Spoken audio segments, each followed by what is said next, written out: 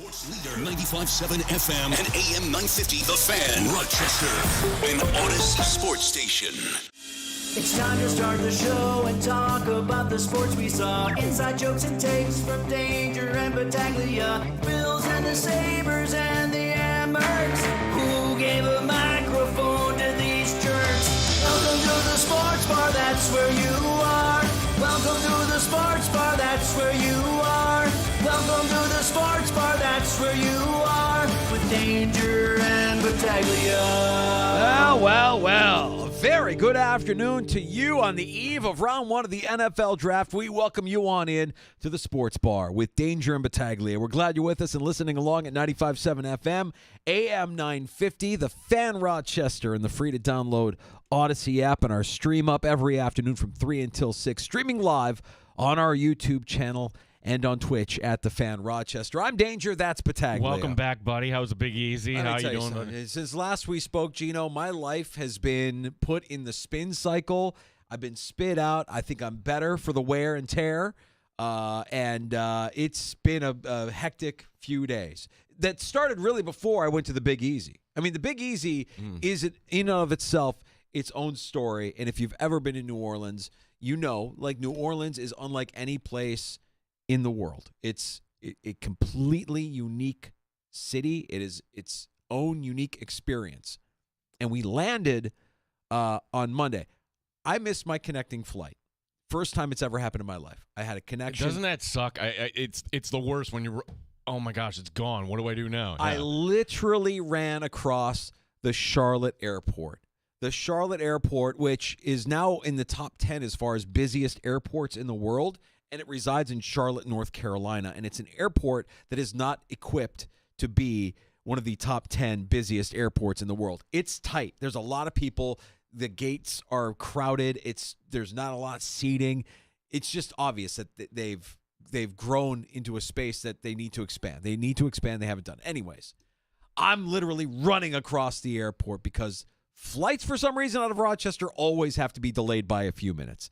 If it's de-icing in the wintertime, or we need to get our service login and we need to get it approved before we can take off, it's just going to take us a few minutes. I wasn't the only one. I mean, there were a ton of people that I know missed their connecting flights to wherever they were going to. But what made me upset is, they closed the doors 15 minutes before departure. I was at the gate maybe like 14 minutes before departure. Literally, door shut, flight closed, gate agent gone, vapor. You want to see somebody disappear into thin air? Watch a gate agent for an airline after that door is closed. They are vapor, gone.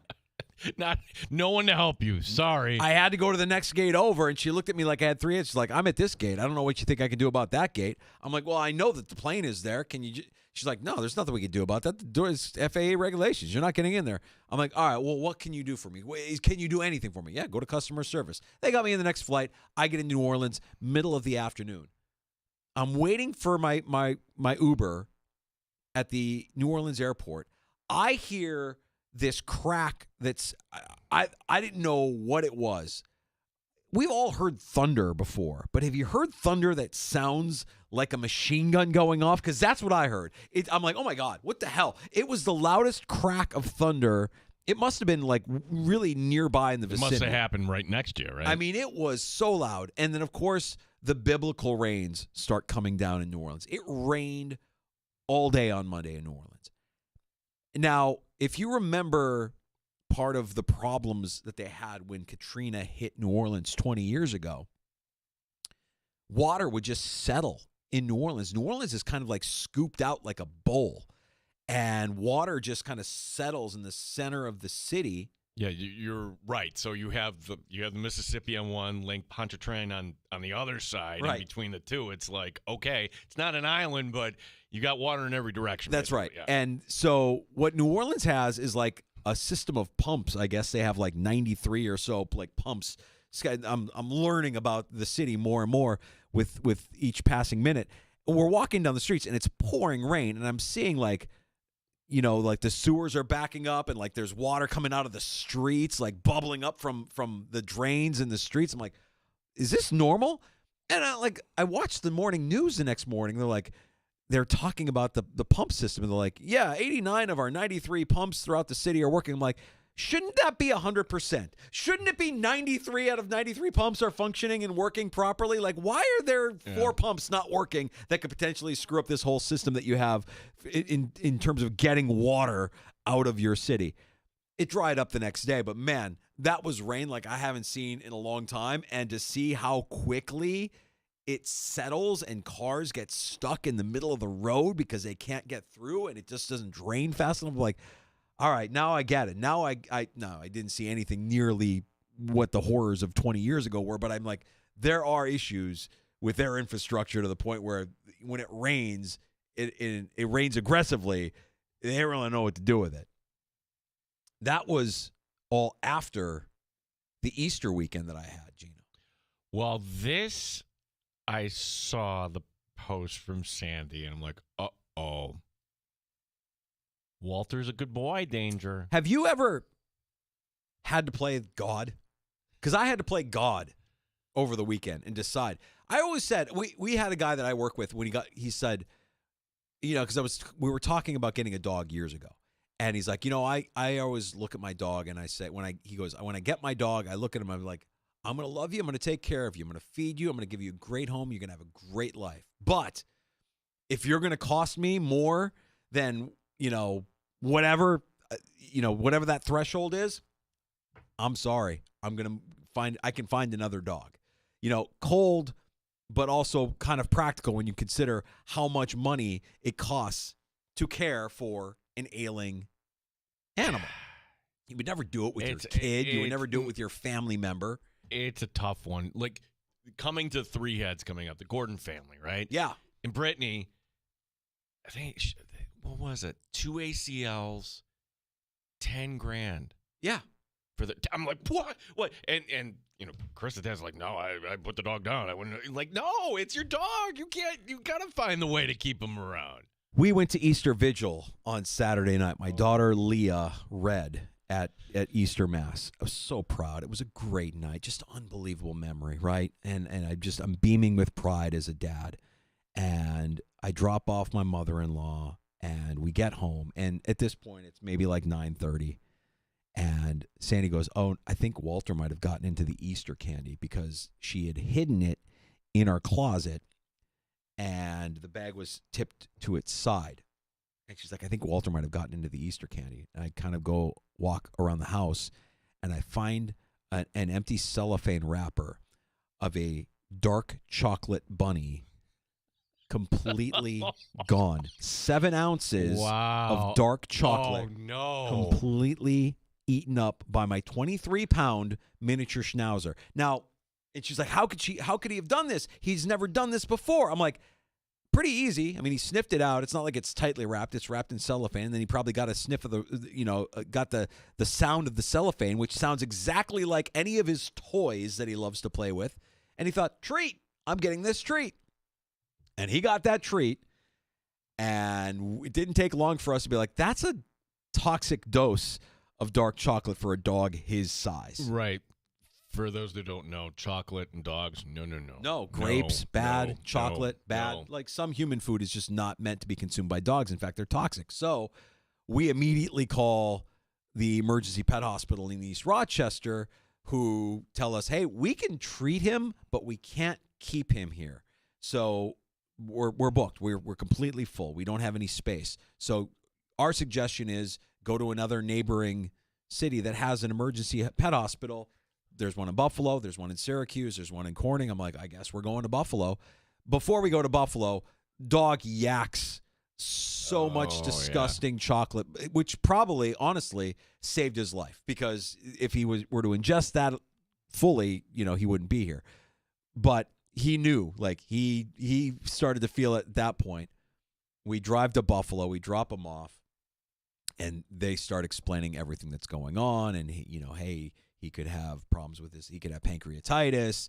And if he has CPR, do you want us to resuscitate him? I'm like, we're talking about doggy CPR? Like, and this is after they told us what it was going to cost to keep him there for observations overnight. And I'm like, it was just a couple of years ago. my urologist blasted a tumor out of my bladder, a cancerous tumor out of my bladder, for less money than what we're talking about here for the dog. All right. $2,000. Higher. Oh no. Love my dog. But when they said, do you want to resuscitate him after CPR? I'm like, yes. I said no. What? I said no. Because if you resuscitate him after he goes into cardiac arrest, you don't know that what your dog is going to be like. Think about anybody that's had a stroke or you don't know. I mean, he's 11 years old, Gino. We've had a good run. I love my dog. He's a good boy, but we've had a good run. The good news is he's fine. He's naughty, but he's fine. He did a photo up with Sandy. That's how I saw him. Smiling into the camera. I think with that, Sandy was just like really felt guilty for the people and felt gratitude actually for the people who work on holidays. It was Easter Sunday. We were supposed to be at our family's house, enjoying an Easter meal. We're driving to Buffalo to pick up the dog because he ate a chocolate bunny. And there's a staff of people there taking care of these animals working on Easter Sunday. And I guess it's a tip of the cap to the people that make life living for the rest of us, that there's, people doing this job that a lot of us would say, absolutely not. I'm not working on Easter Sunday. These people were.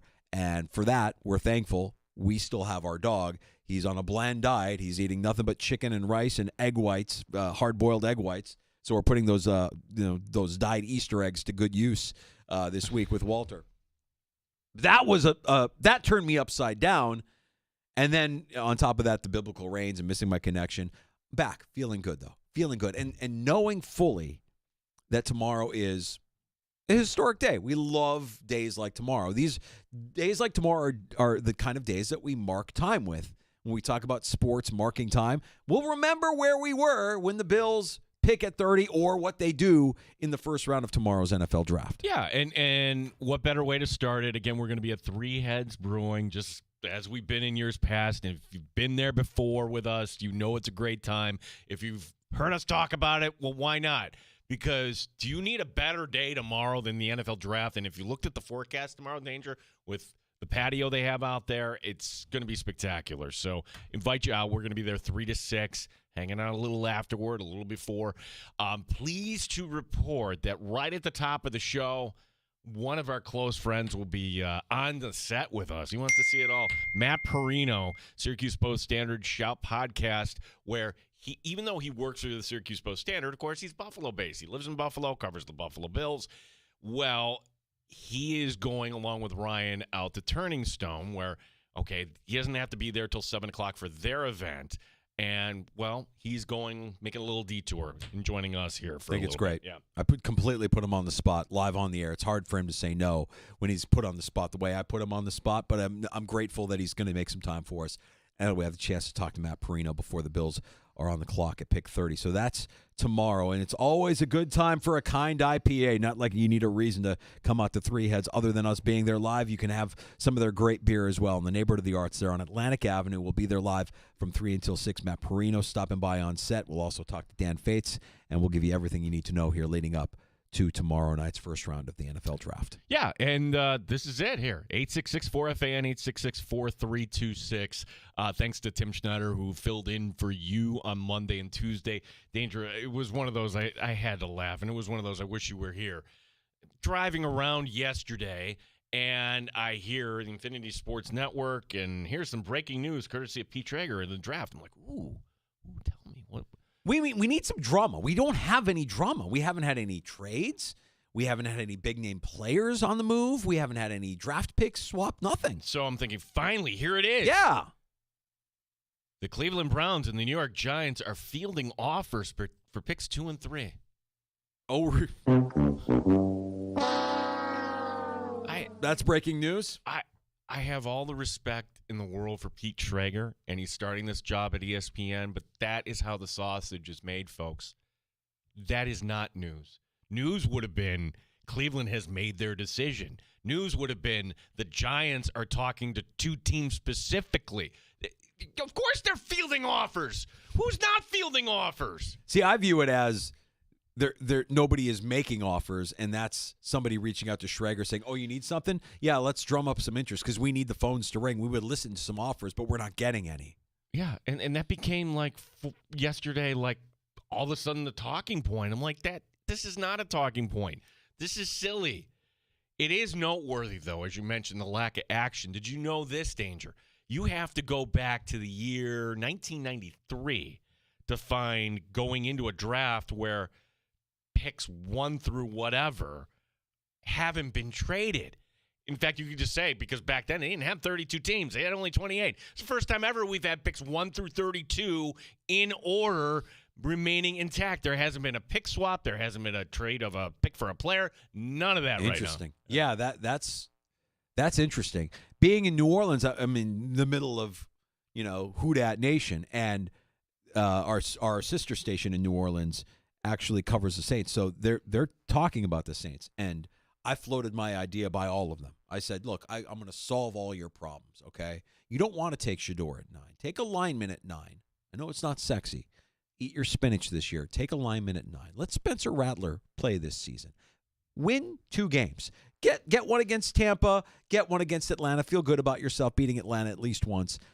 Get the number 1 overall pick and bring Arch Manning home. That's the path. Can you guys not see that? And they fought me on it. They fought me on it. I'm like, you guys, if you guys think that it's worth trying to win this season and let that guy go to somewhere else, you're out of your mind. That's the move. That's the play. It's not like they're going to fire Kellen Moore after 1 season. Keep him around, tank this year, bring in Arch Manning, and resuscitate the organization.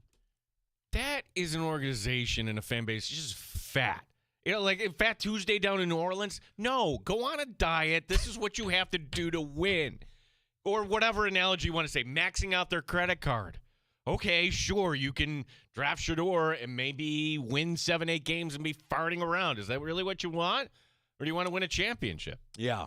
I just thought it was funny that I brought that up, and they all looked at me like, no, we can't do that. I'm like, oh, no, that's what you should do. That's what you should do. And that's what I think if they're not talking about that, they're crazy. They absolutely should be looking at 2026 saying, Arch Manning is going to be there at number 1 overall. If we have Arch Manning, interest in our organization goes through the roof. Local interest, I mean, it's hard to find. They're very much like Buffalo. Everybody there is invested in the Saints. Everybody there. They're all Saints all the time. The Pelicans are an afterthought. Really? They hate Zion as much as I do. Oh, okay. So I'm like, all right, you guys are okay. You need to get rid of Zion. He's a me-first guy. They're like, yeah, he needs to go. Nobody cares. I'm like, would the NHL play in New Orleans? They're like, yeah, we think it would. They have the arena. The NHL Danger has proven that if you have the big enough check, Gary Bettman will listen to you. Mm-hmm. The idea that he took a meeting with Omaha. Omaha should not be an NHL market, but they might have some wealthy billionaire that's come on in. Utah ended up with a team. I'm not saying that's wrong, but where was the whole process of where the Coyotes should go? It was just basically like, okay, we'll write you the check. Yeah, that's it. Yeah, so if somebody in New Orleans has the money and wants an NHL franchise, you have the arena. You go ahead and do it, right? So I just thought that was interesting that the Saints at 9 feel very intriguing. Like, what do they do in that slot if they stay there? And they didn't buy into my they should tank theory. They didn't like hearing that. Like, it's Arch Manning at the end of the rainbow. You got to do whatever you got to do to get that guy next year. I'm not saying you outwardly say we're tanking, but if Spencer Rattler is your starting quarterback week 1, I think we know what's going on. You're not winning a lot of games. So take that lineman at pick 9. It's going to be great. I can't wait. 3 heads is going to be awesome. Round 1 is going to be awesome. We still have comments. Brandon Bean made a lot of comments yesterday. He made a lot of comments. Josh Allen made some comments. Guest on the show today, and you're going to hate me for doing this, but he texted me. He's done a lot of draft prep, and this is his take, that the Chiefs' draft needs are the same as the Bills. And I'm like, no, Jay, that's not true. Offensive line, okay, that should be Kansas City's priority. But Harmon, Nolan, I'm like, you better not take Grant, and he's just chuckling. This is through text. Jay Binkley, 96.5, The Fan in Kansas City.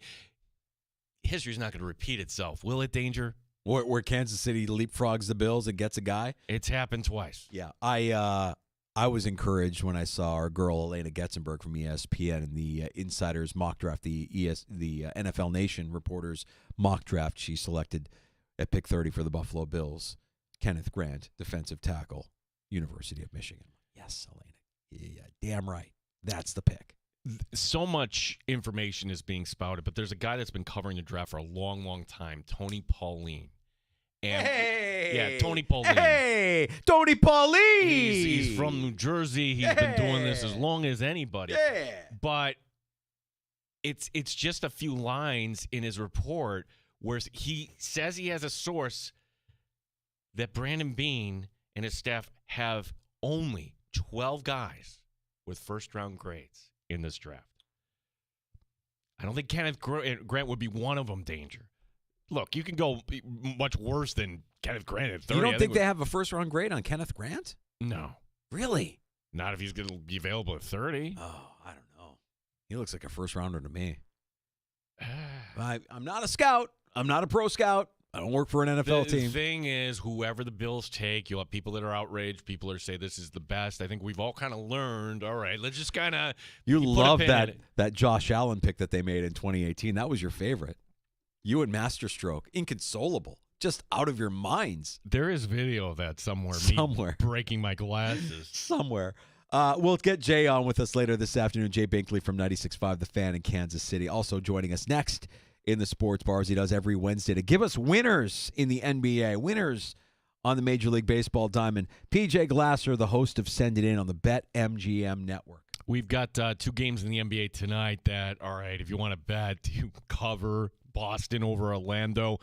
You've got Oklahoma City and Memphis. Why? What are we doing here? But we also have, no, forgive me, that was last night. We have Cleveland tonight against Miami, another big kind of favorite. But you also have tonight an interesting matchup out west between Golden State and Houston. So we'll be joined by Odyssey Sports betting insider PJ Glasser next. Insider calls presented by BetMGM. Go check out all the latest lines today on the BetMGM app. And Gino mentioned the number earlier. I'll repeat it now. The Good Smoke Barbecue and Pub Wingman line is open for you at 866-4FAN, 866-4326. Award-winning barbecue from Good Smoke Barbecue and Pub, 135 West Commercial Street in East Rochester. GoodSmokeBBQ.com.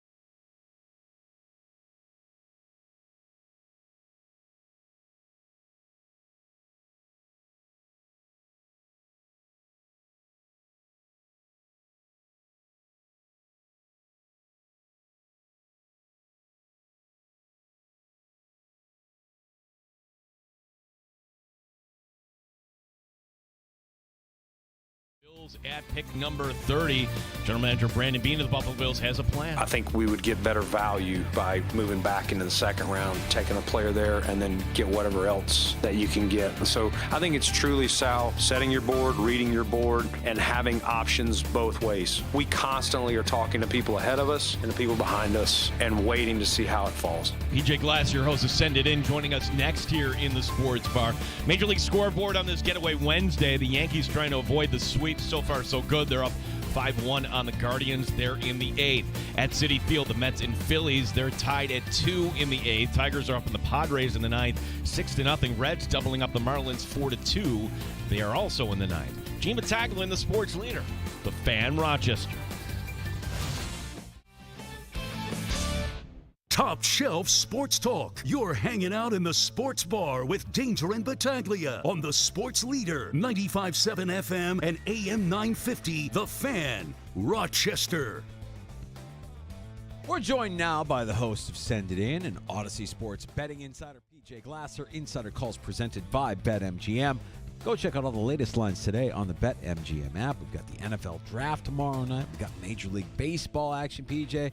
We've got NBA action. It's good to have you on with us. Let's get some winners. What do you say?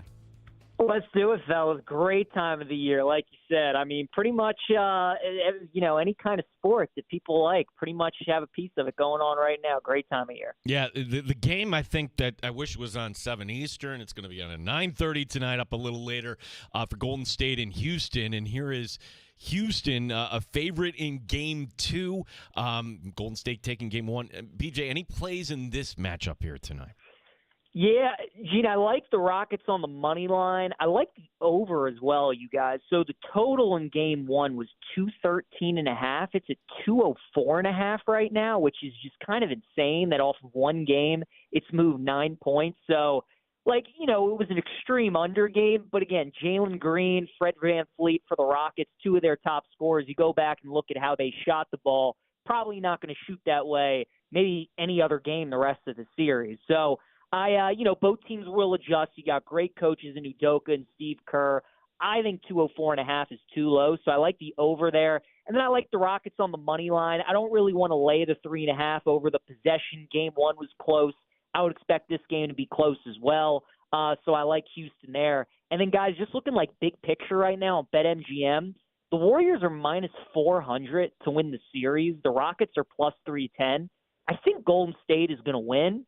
But again, I just like the overreaction of one game in this series with the Rockets really having a poor shooting performance, I just think is way too drastic. So I think there's some good ways to get involved in the Rockets tonight. I like the money line. I like the over in the game. And I would take a piece of plus 310 to win the series as well. Out east, we got a couple of first-round series that continue tonight. The Celtics are up 1-0 on the Magic, and they're at home tonight against Orlando. Any plays in this matchup that you like, PJ? So, guys, same deal with Rockets-Warriors. The total in Game 1 was 204.5. Now we're at 196.5. 8 points off of one game. I'm just going to continue to take the value here. I'm going to bet the over. The spread I'm staying away from, it's a little fishy, right? Boston was 12.5-point favorites in Game 1. They covered the spread. Now it's 10.5 in Game 2. So, look, I get it, right? You drop the total that much from 8 points, then you bring the spread down a little bit.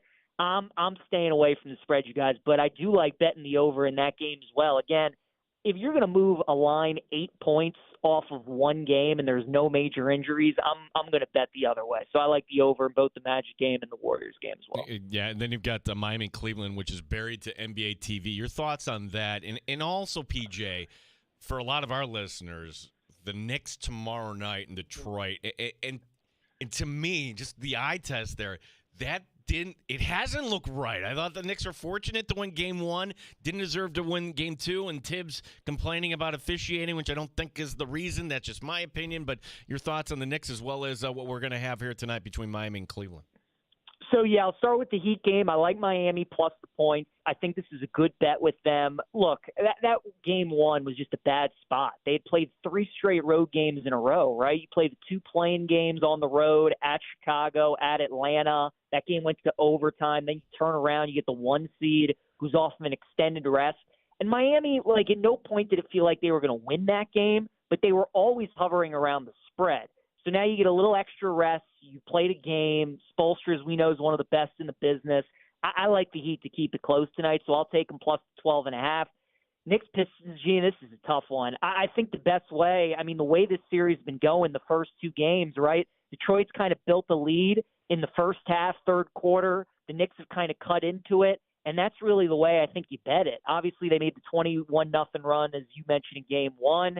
Then I got them plus 7.5 in the fourth quarter. They lose by 5 in game two. So, again, it's a pick 'em. Knicks small favorite minus 115. You figure at some point either side's going to be up 10-15 in this game, and I just look to bet the other way. So live betting for me, the way that I like Knicks Pistons game 3. Any other value in the other series out west, whether you're talking Thunder, Grizzlies, Nuggets, Clippers, Pacers, Bucks, any of the series, Lakers, Timberwolves, obviously, any of the other series that we're not going to have action for tonight that have your interest here later on this week?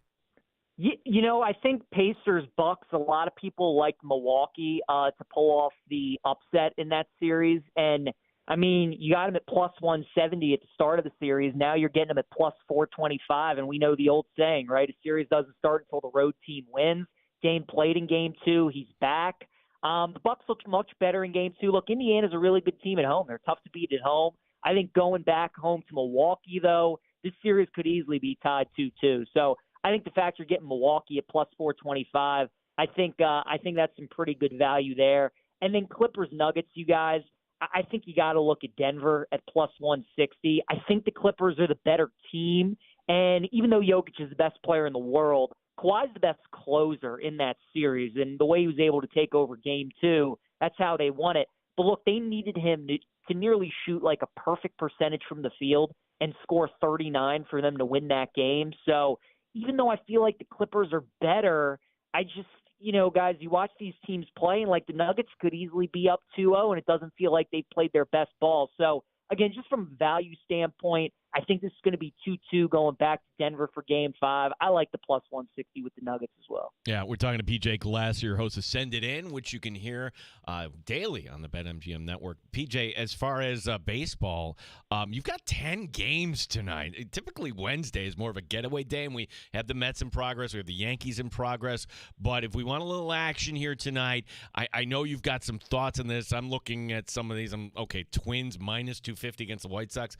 I'm not going anywhere near that, but there's some other matchups here that you got the Dodgers. Is that correct? They're getting plus money tonight. I know the Cubs are off to a good start here. They are, Gene. Yeah, it was going to be my first bet, was taking the Cubs on the money line, guys. There's a great vibe around this Cubs team right now. Their lineup is the best in baseball up at this point. They're putting up a ton of runs every single night. Wrigley is rocking, and especially with the Dodgers in town, it's going to be a great environment. Like you said, Gene, look, the Dodgers minus 105. There are so many people waking up this morning and being like, or looking at the lines today and being like, we're getting the Dodgers at minus 105. You're rarely going to see that all season, but I think there's a reason for it. Cubs they're hot right now. They don't fear the Dodgers at all. So I do like Chicago minus 115. And then I like the Pirates tonight as well as another dog. Andrew Haney going up against his former team. The Angels have come back down to earth a little bit after that hot start, and I think the Pirates. Haney will be able to keep the Angels' offense in check just enough for the Pirates to score enough runs to get the win. So I like Haney going up against his former team. I like Pittsburgh plus 115. PJ, it's nothing we can bet on legally in New York State, but it is the NFL draft tomorrow night, and I know you spend a lot of time talking about what could happen, the outcome, where certain players could go. What are you looking forward to most for tomorrow night? I think it's got to be where Genti ends up, right? Him and Shador, it feels like, are the two players at this point that are generating the most buzz. And obviously, just doing what I do, talking about betting every day, and watching the market move on Genti over the last couple weeks, but especially over the last 24 hours. And now you're starting to get guys like Peter Schrager and Daniel Jeremiah right there coming out with their mocks the day before. Guys, Genti is minus 210 to be the number 5th overall pick tomorrow to Jacksonville. You could have gotten him at like plus 350 3 days ago. So I think that's insane. I actually like Mason Graham right now, the defensive tackle out of Michigan. Like, you've missed Genti at this point, right? They're setting the price now at minus 210, where the books obviously have to overcompensate because a lot of smart people think that's where Jacksonville's going. we see this every year in the draft, right? Where we get within 48 hours, within 24 hours, and there's just so much smoke screen and we just overreact to something. I feel like Graham was going to be the pick the entire time. I'm not changing now. I get Gentry's great. I think he's going to be a really good player. But, like, does Jacksonville really need a running back at 5? You still have ETN. You invested. You got 3 new offensive linemen this offseason. You got Brian Thomas, who's the number 1 wide receiver. Guys, they had one of the worst defenses in football last year. Their GM, James Gladstone, came out and said they got to get better in the trenches. You have a chance to get a really good young defensive tackle in Mason Graham. So at plus 260 now, and this was like minus 200 like a week ago, I think that's the best value. And guys, to me, that's where the draft starts, right? I mean, you look at the odds. Yeah. I mean, you look at the odds. We know Cam Ward's going to Tennessee at 1. We know Hunter's going to Cleveland at 2. Carter's going 3 to the Giants. And Will Campbell's odds are starting to dip a little bit to New England at 4. But again, so much of that is because of the rise of Genty. And it's like, well, if we like him to go to 5, is there a chance that maybe they pair him with Drake May in New England at 4? I think Campbell's going to 4. To me, the draft starts at 5. So I think just the fact that his price is moving so much, the fact that that's really the first pick, it seems like, where there's uncertainty, to me, that's the most intriguing thing I'm looking at tomorrow. So Danger just got back from New Orleans. That's where the PGA Tour is. Any thoughts on TPC Louisiana this week, PJ? Yeah, the Zurich Classic. I mean, guys, the last 2 weeks on tour, obviously the Masters with Rory, Justin Thomas last week winning as well. It just has been really 2 great weeks of golf. I don't have much this week, to be honest with you. Rory and Shane Lowry are playing, and they're plus 350 to defend their title, and it's hard to argue with those odds, obviously, the way that both guys are playing, the fact that they won here last year. So, like, if you're going to bet the golf this week, I just think you take some darts. Like you look at like some 80 to 1s, some 100 to 1s, something in that neighborhood. You also look at the markets like winners without Rory and Lowry, right? Just eliminate those guys. So if you bet a golfing duo and they win, or they come in second, I should say, Rory and Shane win, you still win your bet at a great price. I did end up betting some JT Poston and Keith Mitchell at 18 to 1. I think Keith's combination of driving and his iron play with Poston's putting, I think could be really good. So again, for people that don't know how it works this week, it's a team event. So they alternate each day, right? The first and third round will be everybody plays their ball. So like you'll see teams combine for like 11 under par, 12 under par those days. And then rounds 2 and 4, it's alternate shot. So somebody will hit the tee shot, the other guy will hit the iron shot, and then they'll just continue doing that. So you're looking for golfers that are like comfortable with one another, whose games mesh well, and those kinds of things. So I took a shot with Poston and Keith Mitchell at 18 to 1 this week. PJ, send it in. Tell us more about the show that you host on the BetMGM network each weekday. Yeah, guys, you can catch it every Monday through Friday, 1:30 to 2 p.m. Eastern time on the BetMGM network. You can listen on and watch on Twitch, on YouTube. We live stream on X as well. And guys, we do on that show what we do each and every week here on the Sports Bar. We go through everything. We talk basketball, hockey, baseball, golf. We talk a little bit of everything. So it's a live interactive show, and we encourage people to listen and chime in with any comments, any questions, or any bets that they have throughout the day. So for folks who don't know, PJ is located in the Beltway, and big matchup here tonight, Washington and Baltimore, your O's. The Nats at home, they're sending out Trevor Williams, and the I'm over my skis. Who are the Orioles starting? Do you know, Danger? I don't know. The name escapes me at this very moment. Oh, guys, it's Tomo Sagano who's going for the A's tonight. He'll be on the bump, and God, do they need a good start because their pitching is abysmal right now. I'll be at the game. I'll be streaming the Caps game in my on my phone as well while that's going on. So should be a decent sports night, fellas. Look forward to it. We live in the golden age of Baltimoreese for the Baltimore Orioles. It is a roster. How did we not even get Tomo Sugano on the PJ Brown? Yeah, that could have been a good one. Guys, I got to tell you, the next 2 weeks I'm actually going to be on vacation. I'm going to Europe, and I'm heading to a city in Italy called Rome. I'll be in Rome. So I'll see you Well, there. if you're not at Rome, maybe I'll meet up with you at Lake Como. Lake Como, a lot of good things in Italy, fellas. So I'll talk to you. I'll talk to you guys later, man. Have a good one. Dude, right, enjoy thanks, your PJ. time. That's awesome. PJ Glasser, the host of Send It In on the BetMGM Network, our favorite Baltimorean, joining us here in the Sports Bar. 2 weeks in Italy. Attaboy, PJ. Well, if I'm doing the math, now we're talking almost PJ Championship coming back and how the world looks 2 weeks from now. It'll be crazy. Yeah. Appreciate PJ stopping by. We have Jay Binkley from 96.5 The Fan in Kansas City, our Odyssey Sports sister station, joining us next hour.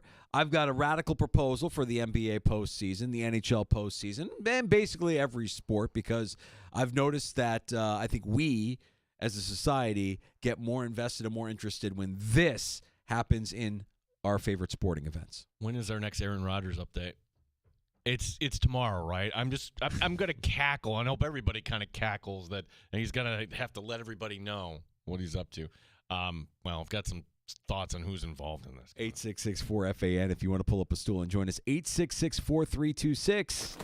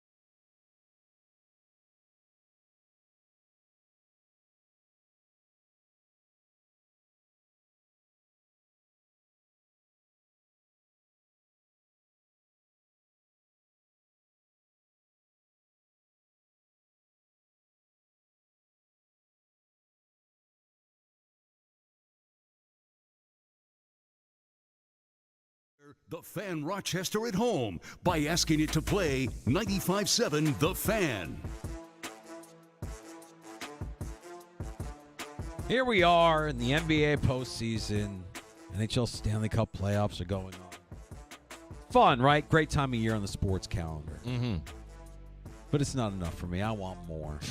I want more, Gino. I know this is going to make me look like more of a Neanderthal than I already am. I've shared my desire for more violence in hockey in the past because I just remember how we all went nuts for the Four Nations tournament earlier this year because of the brawls. The brawls kind of like brought eyeballs to the sport. We need fighting back in the NBA as well, Gino. I'm sorry. Every team, they need one guy whose sole job is there to just whoop ass. I want a guy, an enforcer in the NHL, in the NBA, hell, even in soccer. We need goons to make a return to sport. Can we make this happen? A little strong in the language there, but from the NBA, the idea that the three-point shot has ruined the game, that post play, and you know what happens when you're playing down the post? That's when it gets physical. Yep. That's when tempers kind of flare. They don't flare on the outside when people are flinging them from the outside. So can you make the three-point line a little more difficult? Can you work the ball inside? To me, that's basketball. And, gosh, guy's name is Rex Chapman. If you go to, it might be, but for many years he had this pinned on his feed, NBA in the 80s. And it was just a reel of like Bird and Mahorn and Lambeer. Yeah. And just these guys are just, it was violent, the NBA. Yes. And the product was better. I know we want to clean things up. I'm not wishing injury on anybody. I know that long-term effects of goons in hockey, like there's plenty of instances where the goon in hockey, had some CTE and one here, one there. There's also guys that were goons in hockey that have gone on to pretty good livelihoods post-career.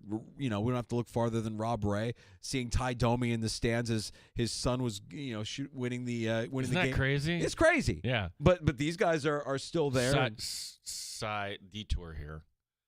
If you missed it from last week, Danger's Stanley Cup pick is the Leafs. Are you feeling good about that? Is that a sign when Max Domi gets the game winner? Of all people. Yeah. Yeah, I do feel good about the pick. Florida looks like they're going to beat everybody the way they played in Game 1. Jeez. My thing on Florida, Tampa is like, there's a couple of teams that played a lot of hockey over the last few years. They're going to be tired. Well, they gave Florida how much time off here? Like, wait a second, that was Game 1 last night? Yeah, it was Game 1. I feel okay about that pick right now through 2 games of this series. But you can't say in the Stanley Cup playoffs, you can't say a series is over until the series is over. You never know. Things that try to forecast tomorrow. Do we have a trade prior to the draft? I'm guessing no. Do we have more rumors? Of course we do. Do we have some 40-something-year-old guy talking to somebody or whispering in the ear? Of course. And Danger, I'm trying to write this take in a language that you would understand because you love yourself some yacht rock. We might see Yacht Rock John tomorrow. It's not rock. It's yacht rock. If you listen to as much yacht rock as you and I both do, okay, there is a word from the 80s that they don't use hardly as much anymore. That would be fool. What a fool believes, Michael McDonald. Yes. Kenny Loggins, this is it. Don't be a fool anymore. Yeah. Ambrosia with the line, you both realize how foolish you've been. How about Steve Perry? Not yacht rock. Not yacht rock. But foolish heart. Yeah. You get the idea. All right. The Steelers, you're being effing fools here. All right. You need to get Sanders. That will satiate your fan base. If the Saints end up taking Sanders at 9 and you're stuck with Jackson Dart, I guess that's much better. But if your plan is, well, we're just going to wait, then we should write our next yacht rock song about the Pittsburgh Steelers. Lots of fool talk from that era. Also, lots of rambling. Lots of rambling happening back in the day. Like in the mid-'70s. Yeah. Guys just rambling. Got to ramble on. I've got to ramble. Well, you think about rambling. They're just going town to town, woman to woman. What about gotta ramble on? What about the guy who has the girl, in the harbor town? Brandy's like waiting so long. Well, I got to ramble back out in the sea. Yeah. In my life, my love, my lady is the sea. I mean, that's cold-blooded. This girl's, she would make what a fine wife she would be. And you're telling her, no, Brandy, my life, my love, my lady is the sea. You will wait for me. Lots of rambling going on in that era. I dropped a Kenny Loggins reference on my daughter as she picked me up from the airport. And she's like, wait a minute, you only have your backpack? I'm like, yeah, I'm a Kenny Loggins. It's like, what do you mean? I'm like, this is it. Oh. This is it. That's all I got. This is it. They used to play that before the college basketball, the Final Four. I do remember. That was, I learned that. I was reminded of that after watching the Yacht Rock documentary that I had on my list for a while. I added it to the list. Finally, and I watched it. You watched the list. One football note that is not draft related. Did you see we're actually going to have a game in the month of July? I did. July 31st, and it's always, football's back. It's a Hall of Fame game, and then you tune in, and you hear the music, and you see the uniforms, and you're like, who is this? They picked the two teams this year. Yeah. And one team really has nothing to do. Correct me if I'm wrong. They don't have anybody going in the Hall. I have the connection. Go ahead. Okay. Well, Antonio Gates is going in. The Chargers are one of the team. That's fine. Harbaugh going to Canton, great. The other being the Detroit Lions. So what is the Lions connection? What's Antonio Gates' hometown? So you think people from Detroit? Short drive. So that's the pull. I think they're trying to the connection they're trying to make there. Because you're right. There's nobody from the Lions going to the Hall of Fame this year. Right. Maybe they haven't had the Lions on in so many years, and who's going to be the next Lions Hall of Fame? And I think Gates is probably the marquee name of this year's class. I mean, I think everybody kind of has a memory or of what that guy meant for the tight end position. Certainly if you played fantasy football, Gates was Travis Kelce before Travis Kelce was Travis Kelce, right? Like Gates was the template. He came into the league. He and Gonzalez were two guys that when they came into the league, you're like, this is unbelievable what the tight end has done. So he's going in. So the Chargers make sense. The Lions only make sense because Gates is from Detroit. That's his hometown. And Detroit's a fairly reasonable drive to Canton, Ohio. So that'll be July 31st, the Hall of Fame game between the Chargers and the Lions. The thing that I don't like about the Hall of Fame is it's so obvious now. They're like, we're not going to play anybody. We'll be there. We'll suit up, but we're not going to play anybody. And the broadcast itself is just an infomercial for the Hall. That's it. Like, okay, we're going to go down, and the other guys going in, Jared Allen, Eric Allen, and Sterling Sharp. Which, okay, this hasn't been a good time for his brother here from what I'm reading. Right, yeah. But, that's basically we send it downstairs, and who's the sideline reporter these days? It's not Michelle anymore. No, Melissa. Melissa's standing by. And Tirico struggles. Apparently that final vowel is just a bridge too far, so it's usually Melissa. Yeah. Hey, Melissa. Like, Melissa, why are you demeaning her? It's her name. It's Melissa. Hey, Melissa. What is that? I had no problem. It was more when Al was with Michelle, but because Al, I'm convinced, losing a little off the fastball was Michelle. Like he's losing his dentures there. Oh, boy. Jay Binkley from 96.5 The Fan, our Odyssey Sports sister station in Kansas City, joins us in the 4 o'clock hour, Gino. And I imagine we're bringing him in here because he's going to share what the Chiefs' needs are come tomorrow night. He's got his guy that he wants here. So I'm hoping this isn't foreshadowing. Hell, we foreshadowed the whole thing way back when in the year 2017 with this guy. Mm-hmm. So here we are again.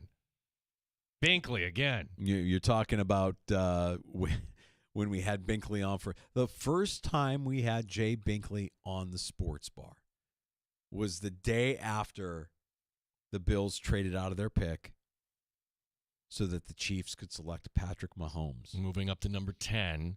Bills move down 27, but they get the next year's first-round pick from Kansas. Right. And they selected Trey White. And Jay, what was the general reaction to Chiefs fans a week ago tonight when they ended up trading up to the Bills to select Patrick Mahomes? Thank you, Buffalo. Jesus. That hurts. It stings. Binkley will join us next hour. We have time for your calls if you want to pull up a stool as well. 866-4FAN, 866-4326.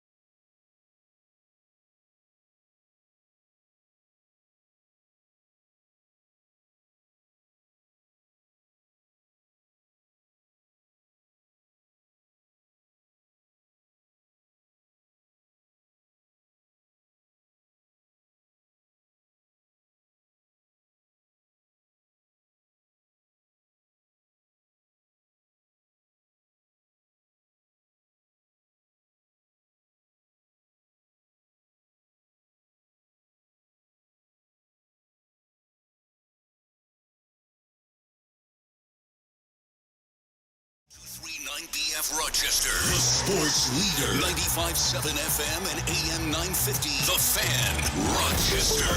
An Odyssey sports station. The Fan, Rochester. Sports update. We are about 28 hours away from the NFL draft. The Bills picking at number 30 overall. Steve Tasker today on One Bills Live has a guy in mind. He's a spark guy. He likes the competition. He likes the one-on-one challenge, and he seems to have the right attitude to play that spot. So, yeah, a tall guy, 6'2", just under 200 pounds at 195, and he runs extremely well. So I like him as well. I would be really happy with Will Johnson or Trey Amos. Trey Amos, he's describing there. On the Major League scoreboard, the Yankees avoid the sweep against Cleveland, 5-1. Carlos Rodon, no runs in 7 innings of work. Mets and Phillies, they go to the 10th, and Bryce Harper has just scored. Phillies taking a 3-2 lead in the top of the 10th. Rochester Red Wings have a first pitch coming up at the bottom of the hour. They are in Buffalo. Gene Battaglia, the sports leader, 95.7 FM and AM 950, The Fan, Rochester.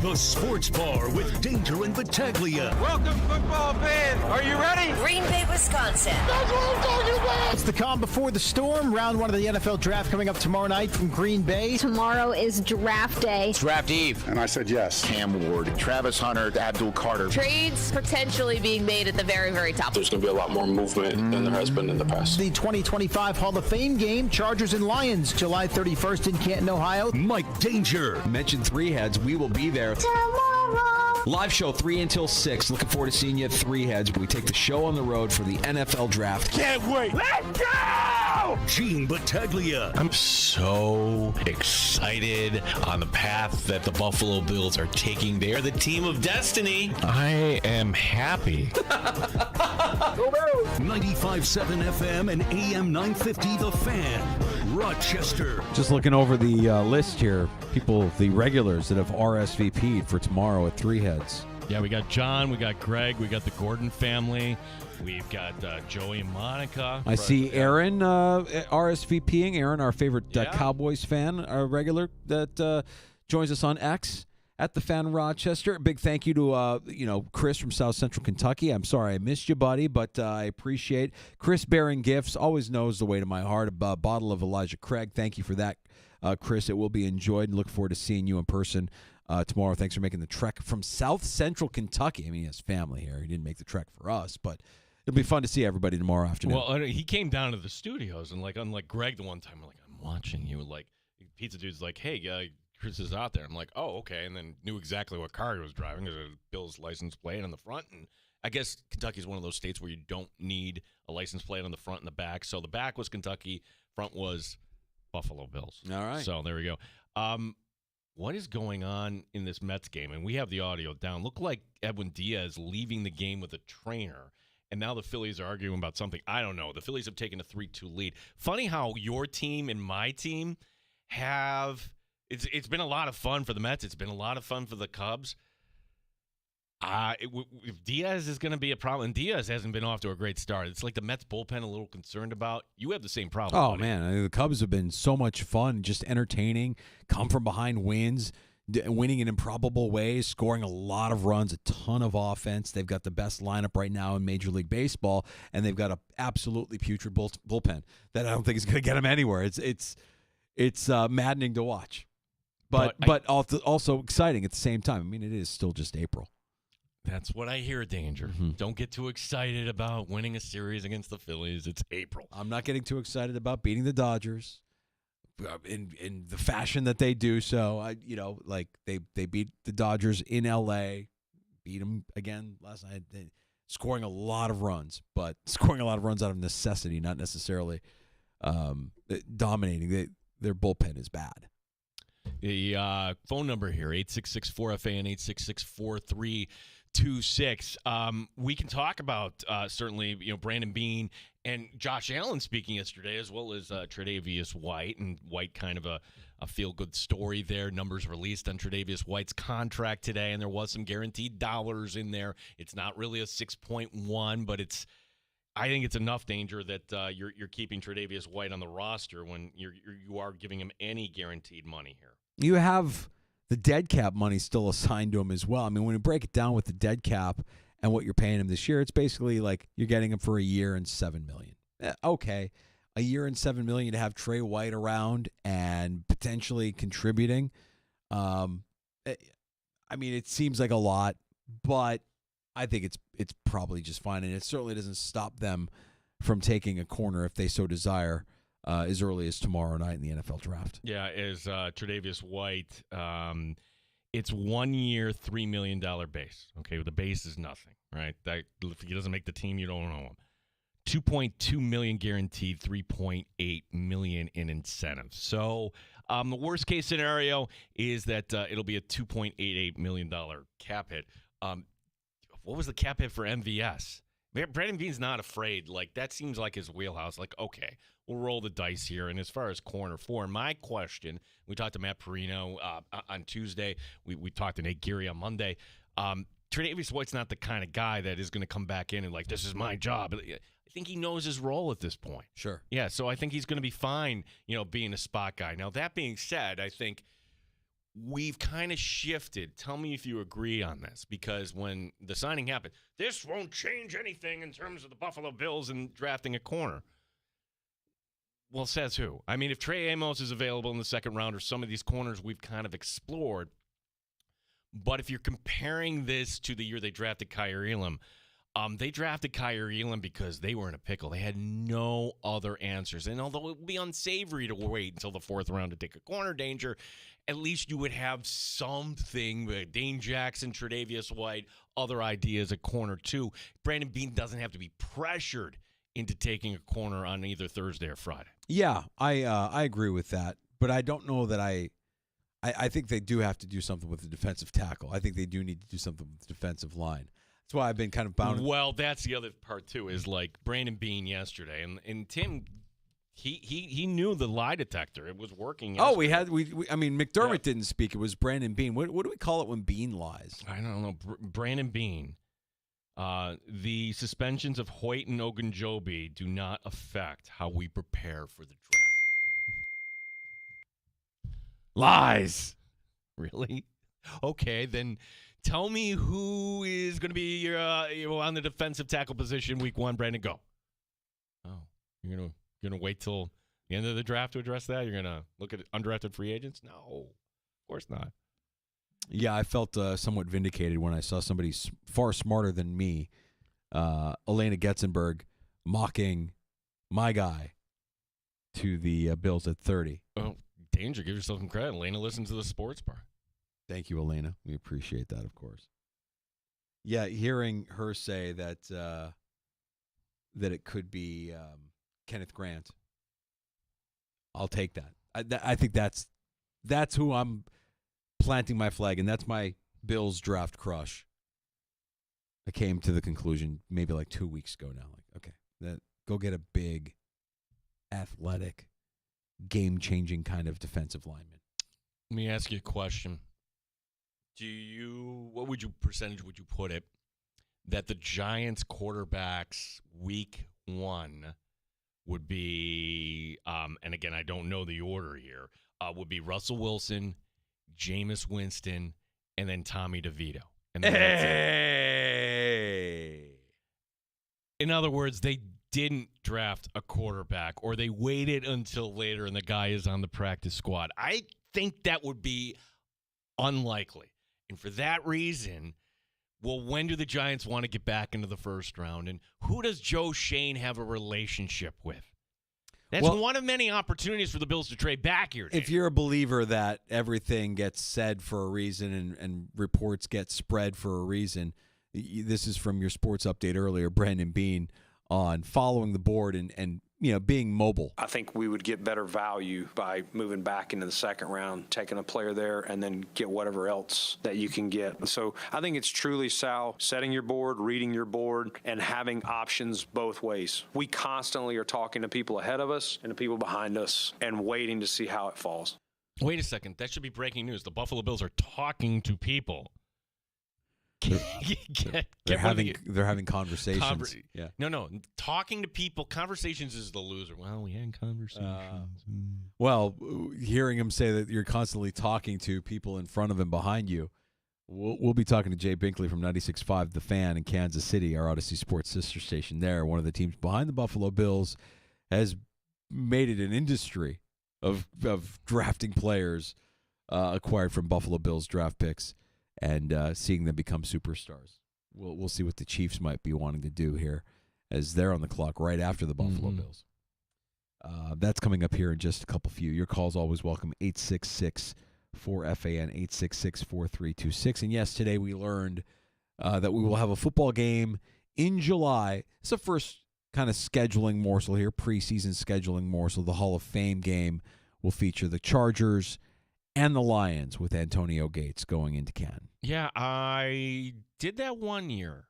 Just me and a few buddies just went down, and this was 98, 97.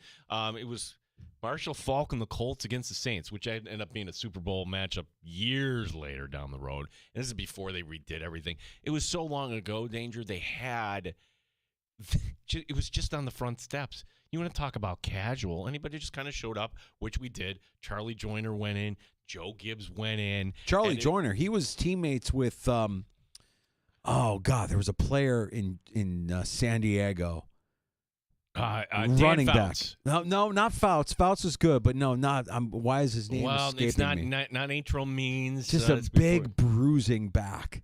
Guy that just powerful, punishing type back. Played with Charlie Joyner. Oh, that guy, the great Chuck Muncy. For everybody watching on the YouTube stream, our portrait of Chuck Muncy getting the smelling salts. Yeah. Somebody holding his glasses. But about the Hall of Fame, it was just such a different time. Like, okay, and then we'll play this game, and nobody played back then either. But now it's become this event, and now instead of Hall of Fame on Saturday morning, and then you play the game Saturday afternoon, that's what it was. No, it's game on Thursday night, and let's get to the Hall of Fame on Saturday night, too. So the NFL and the Hall of Fame figured out why not make a little money by putting this in prime time. NBC and Peacock will have that game for you. That's July 31st, our first little bit of scheduling information there. We'll I'm sure, get more little morsels and leaks here as we get to the middle of May when they release the full schedule. Yeah, that'll be that's a good time, Danger. So we've got that story. You mentioned how people in New Orleans, when you were down there, this came across the wire right now that Mickey Loomis, speaking today, the Saints GM, talking about, we just kind of discount Derek Carr's not going to be available, but not answering questions directly about Carr. He's got an issue with his shoulder and some clarity in the near future they're talking about in New Orleans.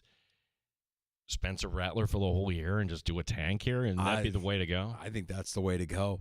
They didn't like that when I said that to them in New Orleans. When I said, you guys are looking at this all wrong. I mean, you could be upset at Carr, and you could say he's not the guy, and you know that Rattler's not the guy, but that's probably a good thing that Rattler's not the guy. Go ahead this year, get your 2 wins. Beat Atlanta once, feel good about that. Maybe take one against Tampa or Carolina, and then sit back a year from now and know that Arch Manning is going to come home.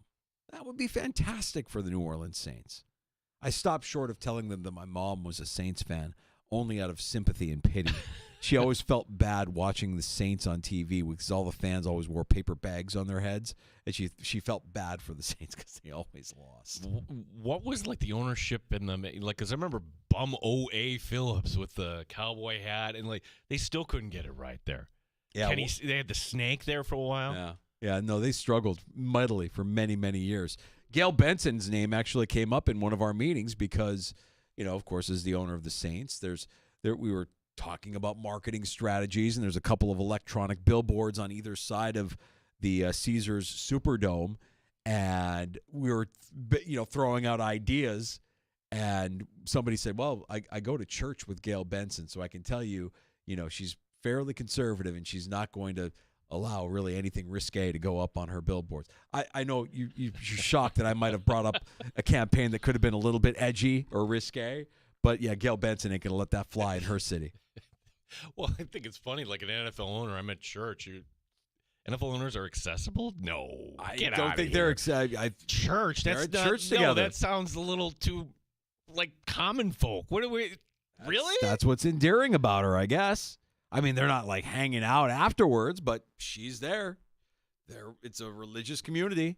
They don't have counties. So what does the pastor say? Like, well, we've got our new funding here. We're going to pass around the, what you can afford. Miss I mean, I would think Benson. that the pastor would be on his A game, knowing that you've got some deep pockets in the pews. You better be delivering a speech that moves people. You better be delivering a sermon that gets people going. Dig a little bit deeper, Ms. Benson. Dig a little bit deeper. I would imagine. But, yeah, they don't have counties. They have parishes. They call their counties parishes. I mean, like, it's a different kind of religion down there, voodoo. But they say, I have, church with Miss Benson. She's very, very religious, very conservative. Let me give you another clue here as to how bad the Saints season is going to be, because did we not forget that Joe Brady took his name out? And maybe he did that because, okay, it's actually going to go to Kellen Moore. That's the guy. I'm thinking that wasn't it. I'm thinking Kellen Moore was the last guy that was qualified that had his hand in the air, where Joe Brady, like, okay, I could do this. I don't have a quarterback. We're going to lose. I might be out in 2-3 years. Why not go back to Buffalo, win a Super Bowl, and wait for my next opportunity? After all, it kind of sort of worked out for the guy in Detroit who's now your Bears head coach. When you have the quarterback, everybody shines. And you have the quarterback. Your head coach, who struggled explaining why he was, anti-tush push. Remember the scrum during the owners' meetings? Like, Sean McDermott, from time to time, just comes off like, okay, he's not the most articulate or the most bright guy. He gets over his skis. A little bit. Yeah. But you give him a lot of grace because you got quarterback. You got Josh Allen. And I would think that any NFL head coach looks a lot smarter if they have the quarterback. Joe Brady, go down to New Orleans, you don't have a quarterback, you're not going to look very smart. Joe Brady looks like a genius with Josh Allen as his quarterback. Doesn't matter if they win or lose. I mean, it does matter if they win or lose. If they start losing, they're going to, what are they going to do? Blame Joe Brady? Yeah. If Joe Brady, Joe Brady would really have to earn it down in New Orleans. Whereas in Buffalo, you got Josh Allen. You're going to get some of that shine. Well, that's fun. We'll get to Jay Binkley joining us next. This time of year, it's the off season. I'd say not our nemesis this time of year. Just a Chiefs consultant. No, but we were at the Taproom Bill Gray's the day after the draft, and I think it was Dan DeLorean on the board, and it was like he crank called us. He got in. He got in. He got past the screen. Yeah, we let one in by the goalie. Like we didn't invite Binkley on the show. Literally, he just called in just to say, ha, ha, ha, we got Xavier Worthy. You actually traded for us. And it was how we were feeling at the time. That's really when things kind of took a turn with Binkley. Hard to forgive him for that. That was unnecessary. Jay Binkley from our Odyssey Sports sister station, 96.5 The Fan in Kansas City, joining us next in the Sports Bar. You're listening to the Sports Bar with Dave.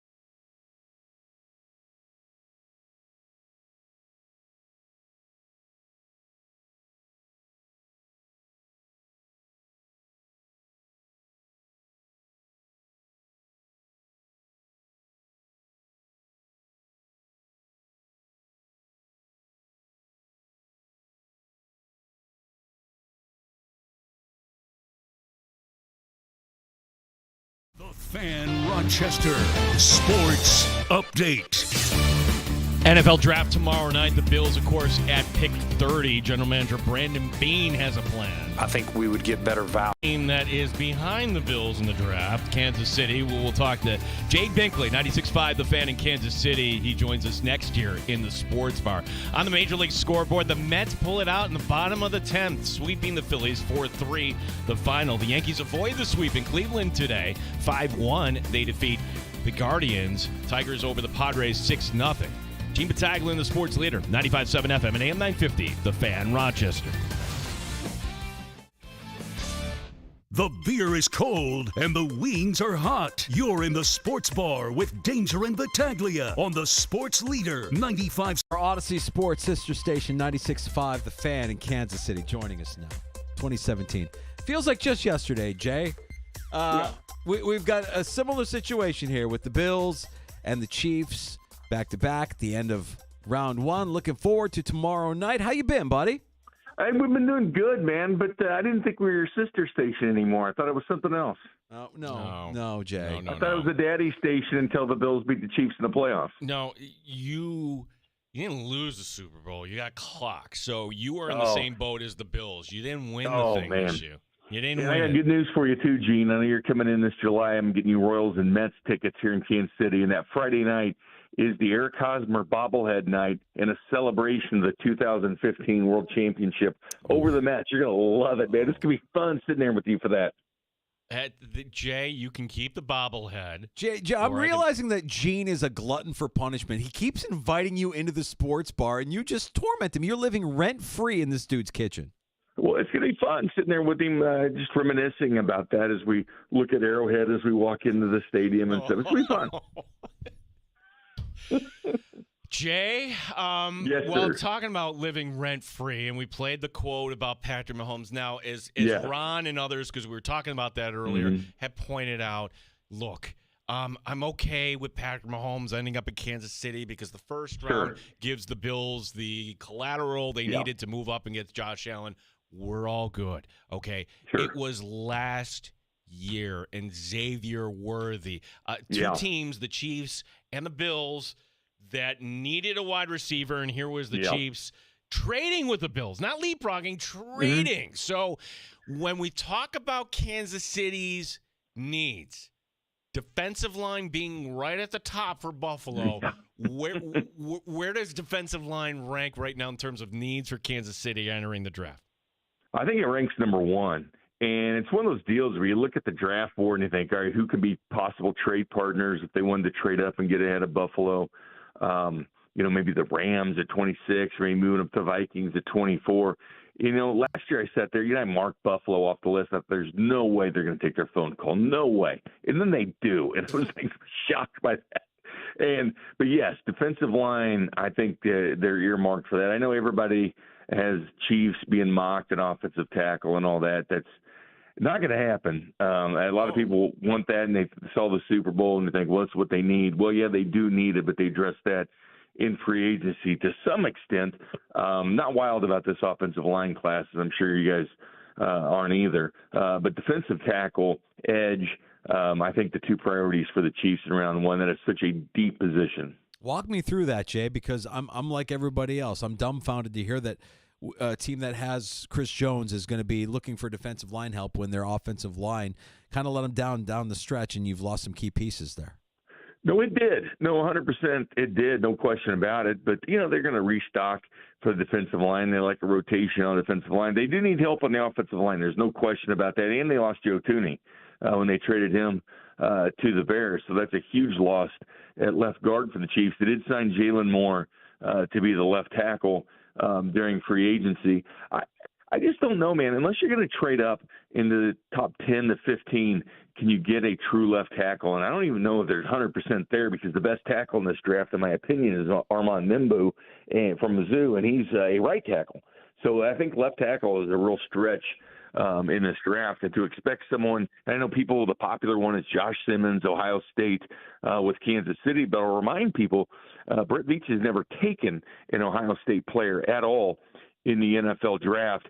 And I think just asking for a rookie to be blocking for Mahomes when you saw him running for his life last year, I don't think that's optimal for the Chiefs. I think a better quality of player could be garnered in the first round, to be honest with you. They've had success getting linemen later in the draft. Matter of fact, two of the starting linemen for the Washington Commanders are former Chiefs 7th-round pick and undrafted guys as far as their left guard and their right tackle, and that's when the Chiefs do some business. But they'll be looking at defensive line. I think it's going to be kind of Buffalo looking for a player. They're right in front of Kansas City, unless they take their phone call again, which they just might do. Buffalo has always been very friendly. Buffalo and Baltimore have been great for the Chiefs. They're like that spurned ex-girlfriend that keeps taking that call, you know? When we figure out Dwayne Carter and what he's going to be in the NFL, Jay, and Xavier Worthy, can we grade the trade from last year? Can we wait on that, or no? That's not the way this works. Well, the one thing about it is, I mean, on paper, they had great receivers. I mean, in training camp in St. Joe, it was bombs away. The Chiefs are returning to form, throwing downfield with Hollywood Brown and Rashee Rice. And then, boom, first preseason game, Hollywood Brown's out basically till the end of the year. Only had 9 catches for him. Rashee Rice gets hurt early in the season against the Chargers, and it was Xavier Worthy. And he wasn't quite ready to step up early this season. He did towards the end. He was a leading receiver through the postseason, had over 150 in the Super Bowl. Granted, take a lot of those yards with a grain of salt, but still, he was their leading guy. He was forced to step in and really up his role with the Chiefs. I don't think they planned on having that rookie being that go-to guy for the Chiefs down the stretch, but they ended up having to do it because, injuries did wipe this team out a wide receiver last year. I still feel they need a wide receiver. I don't think you can load – if you have quarterbacks like Mahomes or Burrow or Josh Allen, Lamar Jackson, you got to load them up with talent. You just have to load them up with talent. It's what Manning, he had Reggie Wayne and Marvin Harrison. He wasn't complaining about that. You're only going to have these quarterbacks once in a lifetime. You might as well give them as much weapons. And Chiefs have been heavy drafting on defense the last couple of years, taking a stab here and there at wide receivers. But offensive players just really haven't been the impetus for what they're doing. They've been reloading this defense. I think they go for skill positions on offense this year. Fantastic. Take skill position, take offensive line, do whatever you do. Jay, if it is defensive line, okay, I do think at where you are at pick 31, I don't think Walter Nolan will be there. I don't think Harmon from Oregon will be there. I'm going to float a name at you. Kenneth Grant, your thoughts? Yeah, I mean, definitely. I don't know if he's going to be there either, guys. I think Kenneth Grant might go earlier. The more and more you think about it and see things, Walter Nolan and Derek Harmon kind of hovering there at the end of the draft for Buffalo or Kansas City to pick. There might be a situation where both of them are still sitting there at 30 and 31 for the Chiefs and the Bills to grab, to be quite honest with you. I think Grant's going to go earlier, to be honest with you. Derek Harmon was looked upon as a second-round pick most of the way through it. And then when the draft process started, he started moving up, puts a lot of pressure on the quarterback. There's a lot of things that they asked Chris Jones to do. That 36 pressures he had at Oregon, did a great job at Michigan State before he transferred to Oregon. And Nolan being Ole Miss, the Chiefs love drafting guys out of the SEC, so look for that. But, more and more chances these guys still could be there. What really stinks, though, guys, is for both Buffalo and Kansas City, is last year you had those 6 quarterbacks taken in the first round, matching the 83 draft. You had 7 receivers going, matching 2004, and you had 8 offensive lineman tackles going in the first round, matching 2008. So all these spots that we're taking, take as many quarterbacks as you want for these teams because it leaves players there at the end of the first round for the Chiefs and the Bills. But I don't know what they've been saying out there, but Brett Veach of the Chiefs, he says there's about 12 or 13 guys they have first-round grades on. And it's kind of reminiscent of a couple years ago when there was 13, 14 maybe guys in the first round, a little bit more when they got Trent McDuffie because they had still a first-round grade on him. He started falling in the 20s. They made that move with Buffalo. That's right. You guys took Tyler Elam. That was a great pick. And the Chiefs got an all-pro in Trent McDuffie because they hopped over Buffalo. But that was the guy they had a first-round grade on. Jay, what about running back? It's a deep class this year. The over-under for the first round is set at 2.5. Do you think that the Chiefs would go with a running back here at the end of the first round, similar to what they did a few seasons ago with Clyde Edwards-Helaire? They could. I hope they don't. The general manager, Brett Veach, has been on record saying this is the deepest position group in the draft, being the running back class. And we've brought on various guys that from the national scene kind of to look at the prospects, and they had the running back class as the number one as well. When it's that good, I think you can get them in the second round, the third round, the fourth round, in other places. And then you got to kind of whittle it down, because I think that returning the kicks is very important now that the ball's going to be moved down to the 35 for touchbacks. I think anybody drafted a wide receiver, running back that does have that skill set, can they catch the football and can they pass pro? Because that is a big thing when you have a guy like Allen and Mahomes and these guys. You want a back that you can put in there for pass protection, which is very important. But, yes, I love this running back class. 100%. There's no way they should go with this draft and not have a running back, to be honest with you. And I think they should get him early. We had Dylan Sampson mocked to the Chiefs in the second round out of Tennessee because this draft class is so good. I wouldn't waste it on a first round. I know there's been talk about Travion Henderson going to the Chiefs and all this. And, again, I'll remind people, Ohio State, take that with a grain of salt. But, the Clyde Edwards-Helaire fit the profile of what they needed. It didn't end up working out for the Chiefs, but I think there's other positions that could be starters for this team, and I don't think they need to reach on a running back that early. Jay, one thing we've been discussing, and Danger and I kind of vary. He's a Kenneth Grant guy. I'm a guy that I'm being. I like him too. Yeah, I'm being a little more practical though, because the way I see this draft going, you're going to have quarterback needy teams passing on quarterback, because at the top of the draft, that's not where the value is, as you know. So no. You're going to have teams that are going to want to jump back into the first round. And the question is, who's going to want to move out of there? And Buffalo did that last year. And if the strength of this draft is in the second round, has there been talk about Kansas City doing the same? What about the idea of moving down in this draft? You know, there is, but there's not a ton of value to move back from the end of the first round. There's not that quarterback to say, all right, we'll trade back into the first round and get, because I think these quarterbacks are a dime a dozen. Cam Ward's going to go number one. I think Michael Penix, who went to the Falcons, would have gone ahead of Cam Ward had he been in the draft last year. I don't think there's that quarterback that teams look at and say, we need to trade back in the first round. I will say this. If Luther Burton, the wide receiver, or Tedrow McMillan get on the slide and they're still sitting there at the end of the first round, I think some teams in the second round might take a look. I love the second round because the board kind of resets itself and everything. But if Buffalo and Kansas City were going to have the opportunity to trade back, I think it would be a Luther Burton or a Tedrow McMillan, possibly sliding. I'll be honest with you. I think both teams could use that quality of wide receiver. If Luther Burton or T-Mac is still available, and I know we've been talking about defensive line for the Chiefs and Bills and stuff, but man, would a Luther Burton look great in Buffalo or Kansas City?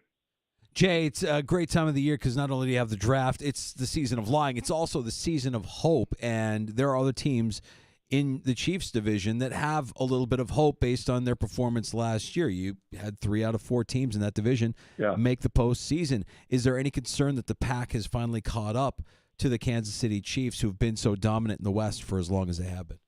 Well, that's why I look at last year and think that might have been their most impressive conference championship out of the bunch, just because of the 3 teams that did end up making the postseason. And then, oh, by the way, the team that doesn't has a guy named Pete Carroll that won 2 national titles in college and won a Super Bowl in the NFL. It's been a good debate. What do you guys think? I'm curious. If I was to ask you who the second best coach in the AFC West is, or the first, if you don't think it's Andy Reid, but who would you say? Pete Carroll, Jim Harbaugh, Sean Payton? Which one would you say right now is the second best coach in the AFC West? Payton. Who would you go with, Danger? I like Harbaugh. You know what? I would honestly go Pete Carroll just for what he's done. I'm not kidding, though. I'm not kidding. What he did at USC was incredible. The way he built up Seattle, should have 2 Super Bowl rings had he not ran the ball with Marshawn Lynch on the one and decided to have Russell Wilson go out and throw an interception that gave Tom Brady yet another Super Bowl. But Pete Carroll has won at all levels, and he's hungry. Harbaugh is a great coach. Obviously, he's been to a Super Bowl and won at the collegiate level. I think both those guys have really a better track record than Sean Payton. I know Sean Payton, won that ring in New Orleans with Drew Brees and everything, but man, those other guys are really accomplished. And as far as the quarterbacks are concerned, I would say Justin Herbert's number 2. And then there's a battle, who do you think is better, Geno Smith or Bo Nix? Geno Smith is an incredibly accurate quarterback as well, so he does have that going for him. Well, Jay, I'm going to say this, and you can mark this down the Wednesday before the draft. The Bills and the Chiefs, because the Bills reside in the AFC East, this is what the Chiefs lived off of.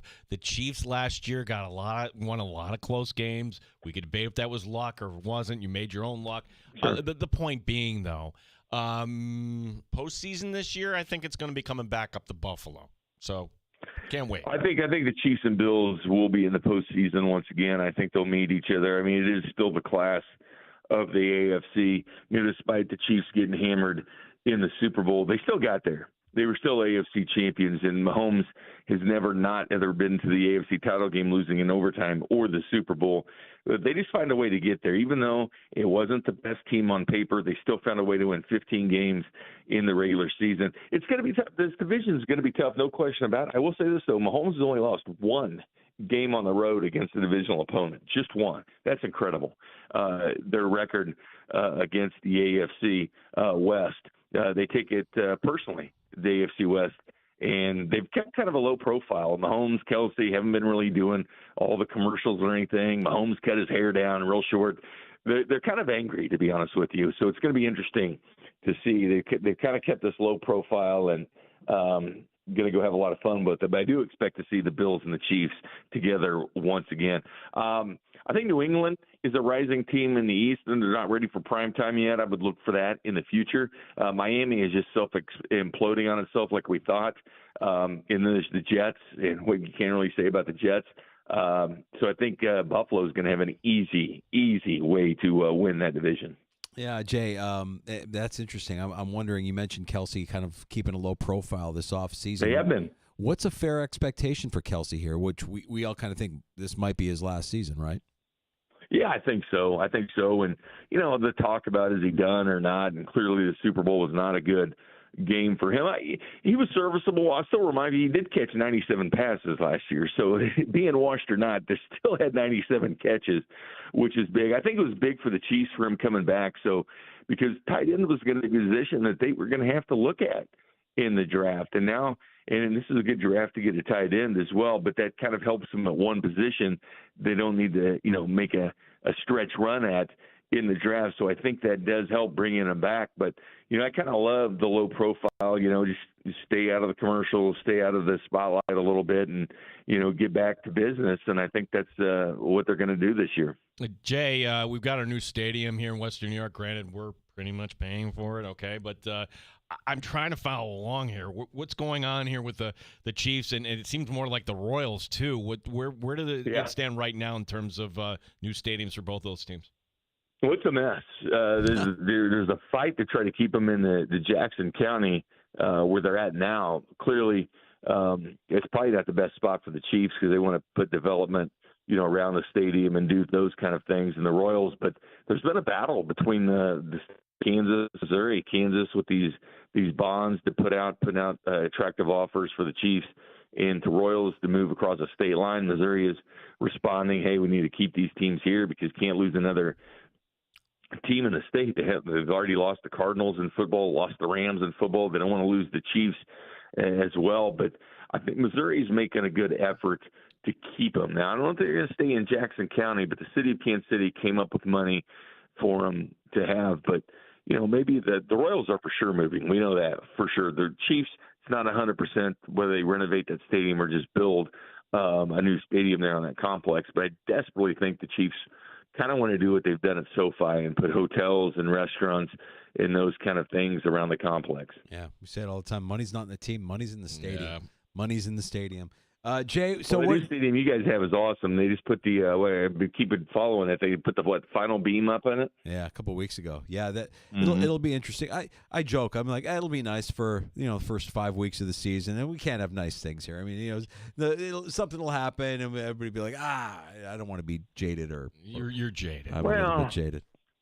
My Sabres can move here, though. I love the Sabres, so they can. That's one Buffalo team I can support. Bite your tongue. Jay, when I come to Kansas City in July, how am I going to be greeted? Is it going to be like, hey, we're going to talk Bills and Chiefs, or are you going to people going to look down on somebody from Western New York? No, I think they'll be friendly with you. They're like everybody, you come in here, you have some barbecue, we'll have some fun. Even being a Mets fan and lover that you are, I think you'll like it here. But no, I don't think there'll be any kind of Bills trash talk going your direction. I think people will like it, and they'll enjoy you being in the town and having a few beers, a few pops, some barbecue and everything. I think you have a good time here. Now, I may give you crap, but Jay, are you on? Tell us when, for everybody that when Kansas City makes a move and they want to listen in the Odyssey app, how can they catch you here? Yeah, well, we'll cover it all, too. We've been basically covering the draft for everybody. We've been doing a lot of draft specials at night and did one Monday night. We got 5 hours of coverage tomorrow night. The Royals playing nicely into the schedule. Of course, we carry them as well. But when they're playing in the afternoon, they give us full first round. And then Saturday, we'll be doing a 6-hour show, 11 to 5. And then we're on Sunday and then Monday.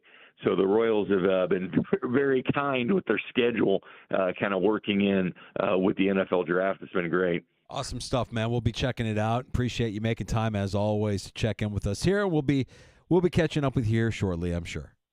You guys are the best. We'll talk to you soon. Thanks, Jay. There's Jay Binkley. 96.5, The Fan in Kansas City, our Odyssey Sports sister station. Just a quick plug for another 96.5. Tomorrow morning, I will be on The Break Room on CMF. Oh, the Tommy Tells It Like It Is draft edition. Correct. So I will be in there, and we'll see what Tommy predicts. His prediction's usually wild. One thing we can predict, it will be unpredictable. That's tomorrow morning on The Break Room, just after 9 o'clock on CMF. Yeah. Gosh, they got to take offensive line. They don't. They don't. They don't, and they won't. Wouldn't that be the most, oh, my gosh, they traded up to take Kenny Grant, or they traded up to Gino? You're speaking it into existence, and I don't like it. I don't like it one bit. Who are they trading up with? Do you think the Ravens are taking their call? How about the Rams? Think the Rams are taking their call? Rams in the first round. Like, what are they doing here? They don't know what to do. It's a weird scene when you don't have any movement. We haven't had any drama. We haven't had any movement. No pre-draft intrigue. Everybody's holding their cards close to the vest. I don't know if I like it. It's a clue that these quarterbacks, like Pittsburgh's on the clock at 21 and Sanders is still there. They're holding their breath hoping he's still there. Yeah. You got to take him if he's there, right? You can't wait around for Aaron Rodgers. You got to take the guy. Whew. Yeah, Chiefs with needs, but I would say go offensive line. But to hear Binkley say no, defensive line. Really? Okay.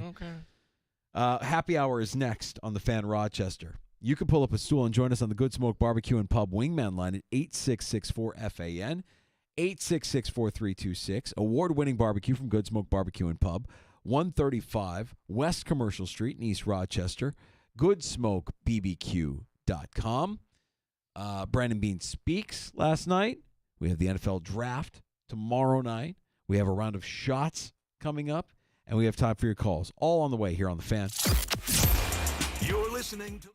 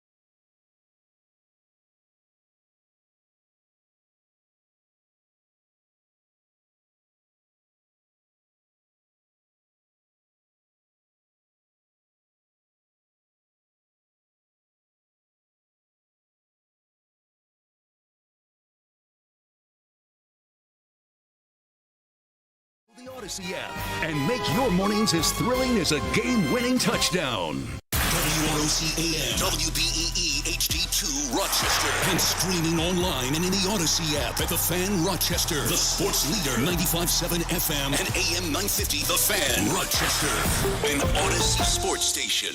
The Fan Rochester Sports Update. Happy Draft Eve, everyone. The Bills picking at number 30 right now. Steve Tasker today on One Bills Live has a guy in mind in Trey Amos. He's a spark guy. He likes the competition.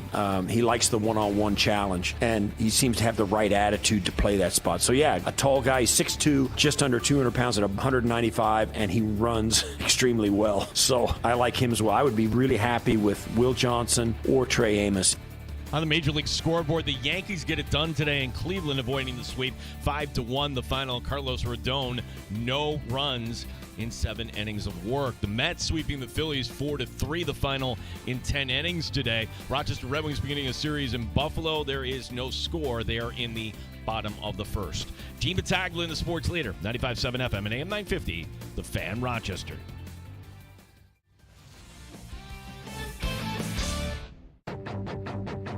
The Sports Bar with Danger and Battaglia. Welcome, football fans. Are you ready? Green Bay, Wisconsin. That's what I'm talking about. It's the calm before the storm. Round 1 of the NFL draft coming up tomorrow night from Green Bay. Tomorrow is draft day. Draft Eve. And I said yes. Cam Ward, Travis Hunter, Abdul Carter. Trades potentially being made at the very, very top. There's going to be a lot more movement than there has been in the past. The 2025 Hall of Fame game, Chargers and Lions, July 31st in Canton, Ohio. Mike Danger. Mentioned Three Heads. We will be there. Tomorrow. Live show 3 until 6. Looking forward to seeing you at Three Heads. We take the show on the road for the NFL draft. Can't wait. Let's go! Gene Battaglia. I'm so excited on the path that the Buffalo Bills are taking. They are the team of destiny. I am happy. 95.7 FM and AM 950, The Fan. What is that from? Rochester. I have no idea, Dan DeLorean, where he pulls some of that. Sometimes. Well, he's I the don't bounty remember. hunter, the finest audio in the galaxy, the Dandalorian, who helps us out every day here in the sports bar, collecting our sound bites, putting together our fantastic show open. He's part of the family. Notice that Dandalorian cleaned up a little bit. You didn't even recognize him. Usually he's wearing a Sens hat, something Vikings, something Mets. Went to the barber. Now, was he looking like this, after the Easter weekend? Did he clean up for Easter weekend, or is this like in the last 24 hours? This was Monday. This was Tuesday. This is today. All right, so he cleaned up for Easter weekend. I'm not saying this pertains to Dan DeLorean, but just in general, when all of a sudden guys kind of sit up straight, we talking about a special someone for the Dan DeLorean? What are we talking about here? Whoa. Like, what is going on here, Dan? Whoa. He is cleaning. This is a new.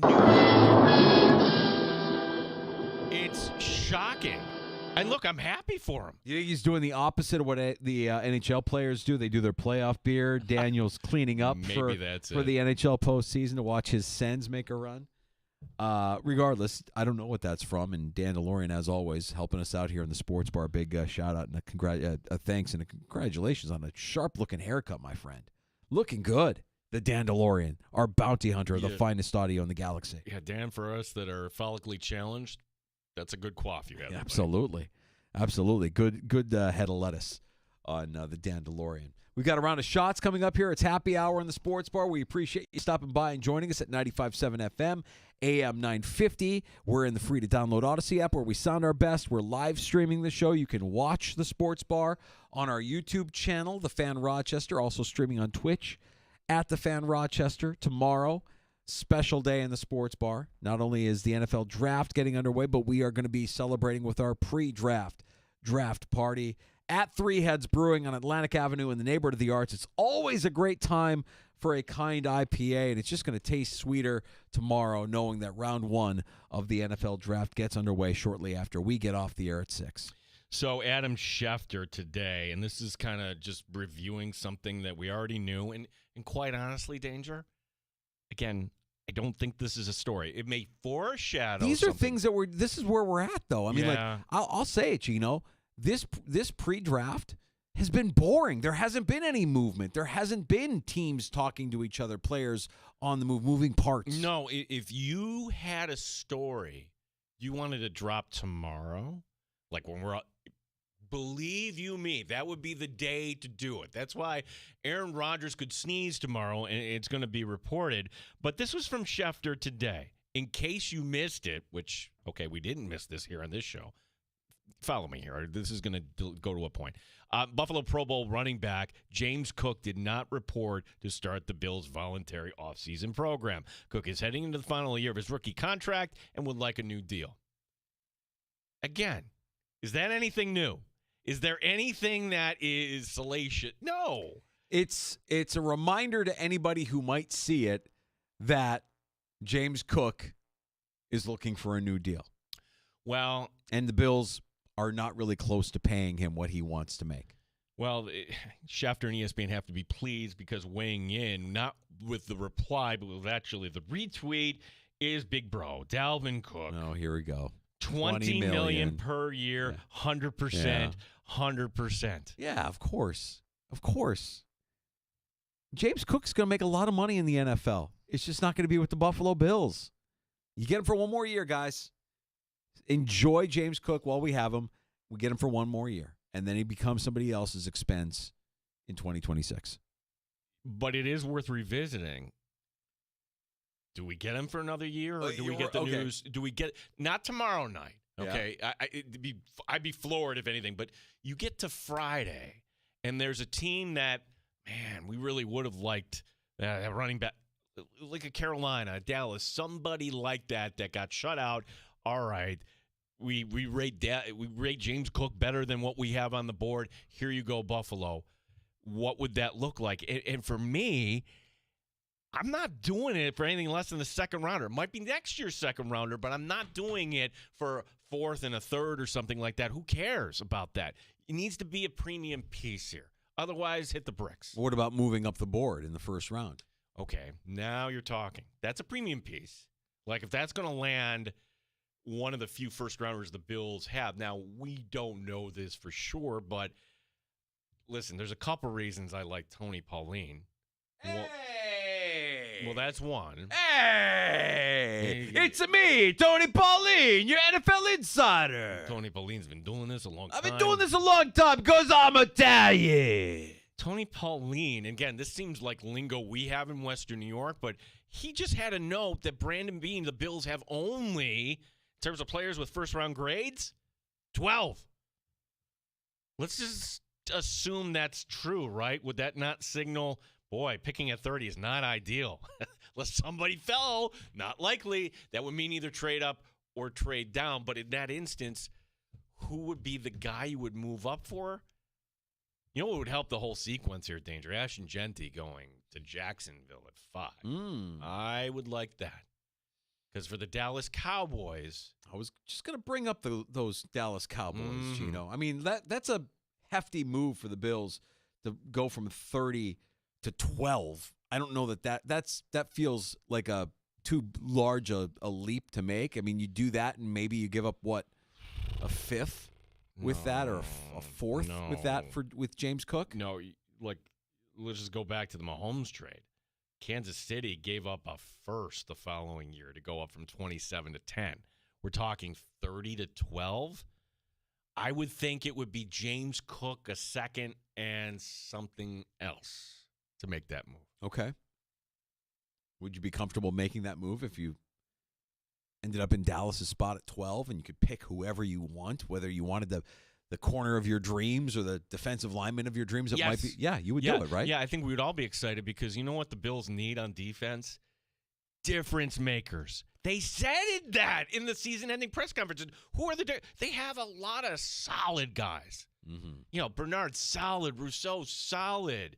Oliver, you want more. But in terms of game changers, if they had a corner that could, my gosh, you could pair opposite Christian Benford, like, ooh, my goodness, you really can't throw the ball against Buffalo. Right. I wouldn't be opposed to that. I don't know that James Cook is going to be dealt when teams are knowing going into this guy wants to make $15 million per. They're not. The Bills are not in a position of leverage here. They're just correct. I mean, it made sense for Houston because they were a team on the rise. Like how Diggs ended up going for a second. And now that you look back, you think, wow, Brandon Beane did a great job with that. But that's a different player. Like, can we say James Cook is a top 5 running back in this league today? No, I can't. I'm sorry, I can't. But he wants to be paid like a top 5. Check that. He wants to be paid like a top 2. It's interesting. Okay, so if he's not top 5, who do you put in front of him? Well, the guy in Philly, number first. Saquon, right? Yep. Derrick Henry. I mean, Derrick Henry's up there, but you would still say productive in Baltimore. Who would you put in front of him? I mean, this speaks to, I think, why James Cook is trying to get what he can get now, because he sees, hey, I am top 5. Bijan Robinson? See, that's more on hope and draft. Yeah, I guess if you're going through the exercise here, Dane. Who else is top? McCaffrey at this stage of his career? Who's top 5 at running? I don't know that he's going to have another season like he had last season. So now is the time for him to cash in. And if he does, again, this season, what he did last season, he will cash in. It just won't be with Buffalo. And if the Bills can find somebody, a team desperate for a running back, who you could argue is top 5 in the NFL, make the deal. Well, there's one scenario, Danger, where I'm like, people have said this, okay, in a running back class that is rich. Deep.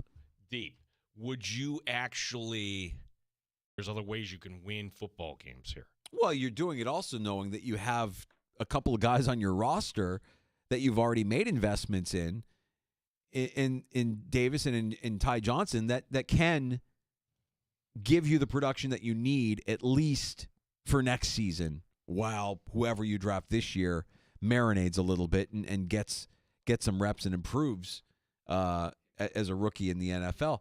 I don't hate it. If that's, I mean, look, it's for as quiet as it's been leading up to the draft, if we have fireworks that include James Cook for the Buffalo Bills tomorrow and there's a team out there willing to make that deal, I'm not opposed to it. I think we'll never see Brandon Beane seethe publicly. We saw him kind of like, fall on the sword somewhat with the defensive lineman suspensions during free agency. But I promise you, that guy hates what James Cook has done and is doing. Hates negotiating in the public. Hates the fact that he's got people saying $20 million per, his brother saying $20 million per, 100%.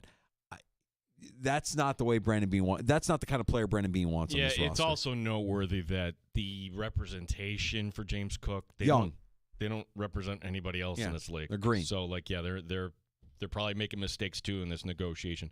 Our phone number 866-4326 866-4FAN. Brad in Rochester. Hey, Brad.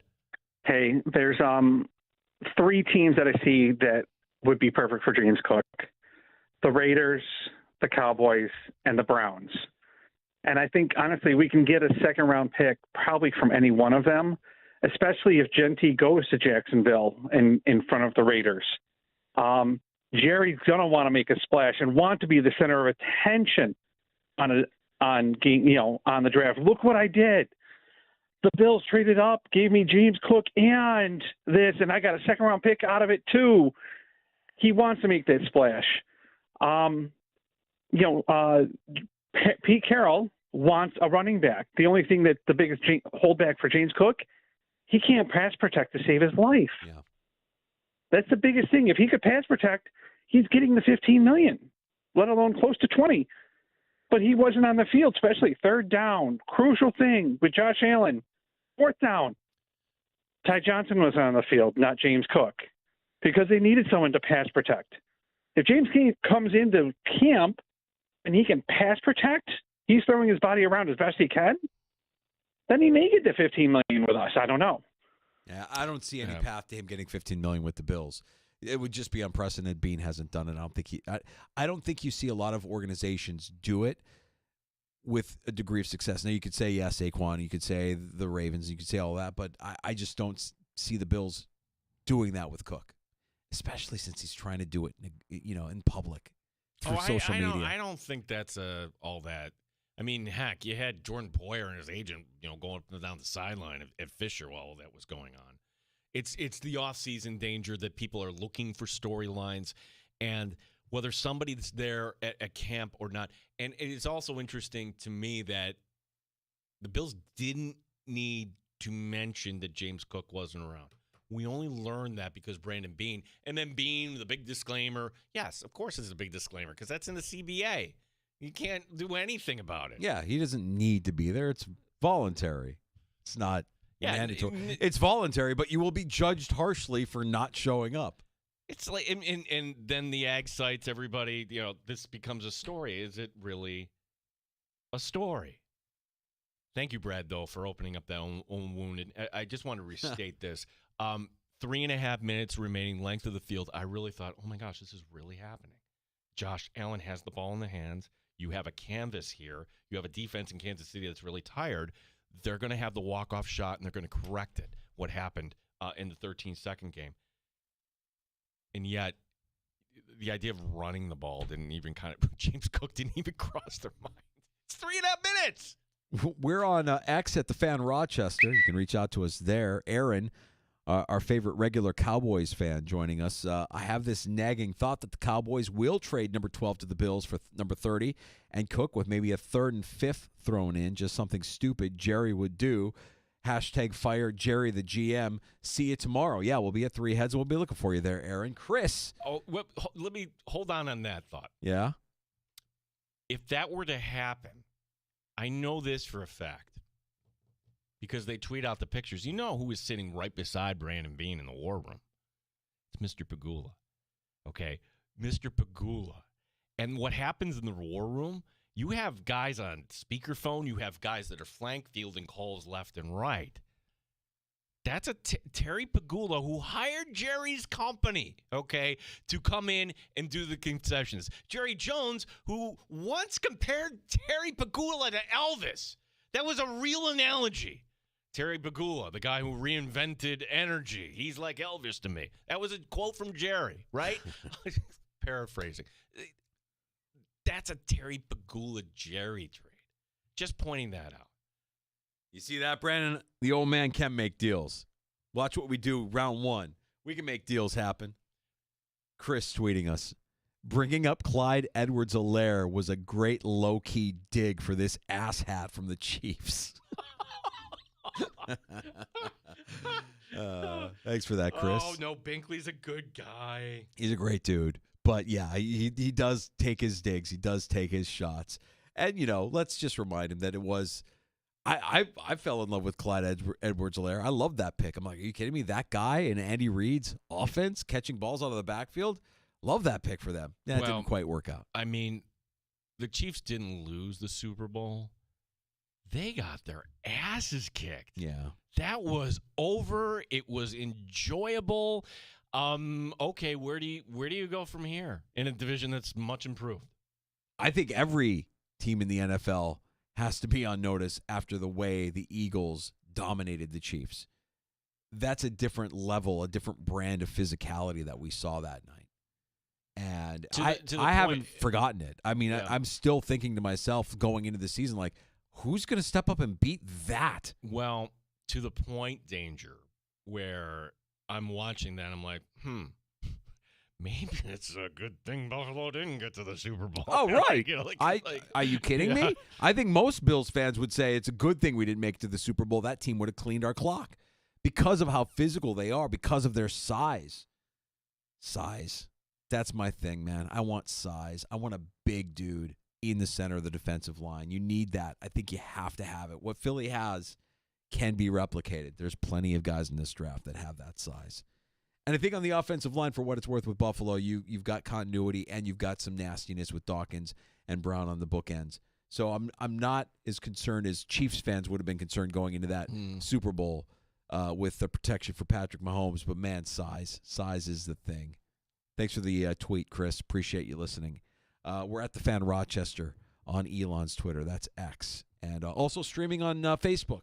At the Fan Rochester, our Facebook channel, Facebook, YouTube. I'm like, wow, that's cool. Sorry, yeah, no, I have been. You're in Central Time still, buddy. I'm a little bit foggy. Tomorrow tomorrow, hopefully get the chance to kick my feet up a little bit after we're done with the show and have a couple cold ones, eat my feelings afterwards with a plate, and see what the Bills end up doing here. Yeah, I cannot wait. I'll have my plate at the Tepper and Bill Gray's tomorrow night, Child I Have. That's because Duffy from CMF will be out there 7 to 9. Before that, though, of course, we will be at Three Heads Brewing 3 to 6. You'll be hanging out there quite some time. Yeah, I love it.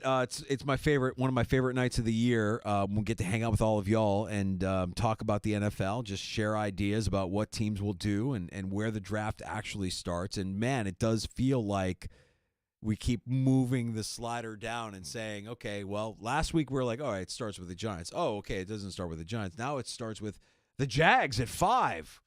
What if they take Ashton Genty? It's funny how just that little bit of a reach. We were all comfortable with Genty going to the Raiders, but now hearing Genty to the Jags. Genty to the Jags, that feels like a, hey, Raiders, do you really want him? Hey, Dallas, do you really want him? Right. I mean, are the Jags really interested in it? That's why, like, it's accurate. That's where the draft starts. And to think that this is the thing that drives me nuts about the draft. Okay, welcome everybody to Green Bay, and the Tennessee Titans are on the clock. Yeah, let's go. Come on. Oh, we know the this. pick. Let's go. We've known this. Yeah. I'll remind everybody a few things to look out for tomorrow night during the draft.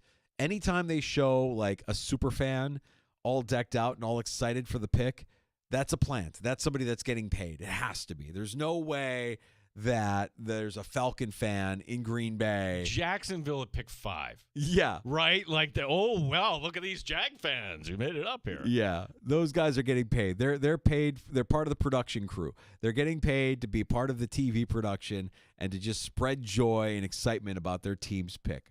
Not buying for a second that those are actual NFL fans. And then the other thing that I think is going to be curious to see tomorrow, this is in Green Bay, a town that has less population than what will be coming in for this specific major event from the NFL. Where are these people staying?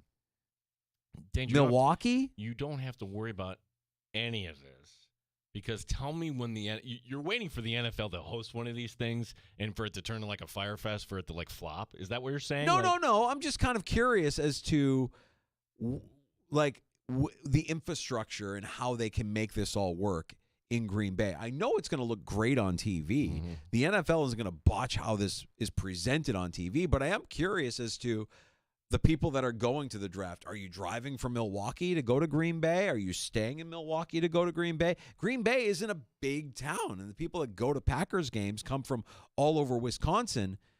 I don't know what Green Bay has in terms of lodging or accommodations or how they Verbos or Airbnbs. Yeah, I mean, these people, how do they get them in? Yeah, all right. That stuff. Yeah, that's what, because when you see Green Bay, it is in the middle of nowhere. It feels like you've got Lambeau in the middle of kind of nothing, a small town surrounding it. I don't know. I'm just kind of curious as to not how it looks, because I know it's going to look fantastic. The NFL wouldn't do it there if they didn't know they could make it look great. But what about the people that are actually in and out and staying there and hanging out for the weekend? How are they getting around? I would imagine a ride share from Milwaukee to Green Bay is a little bit pricey, peak hours and everything. Yeah, I'm guessing 2 hours. Yeah, I've never made that drive, but remember when Green Bay played some games in Milwaukee. Hour 44.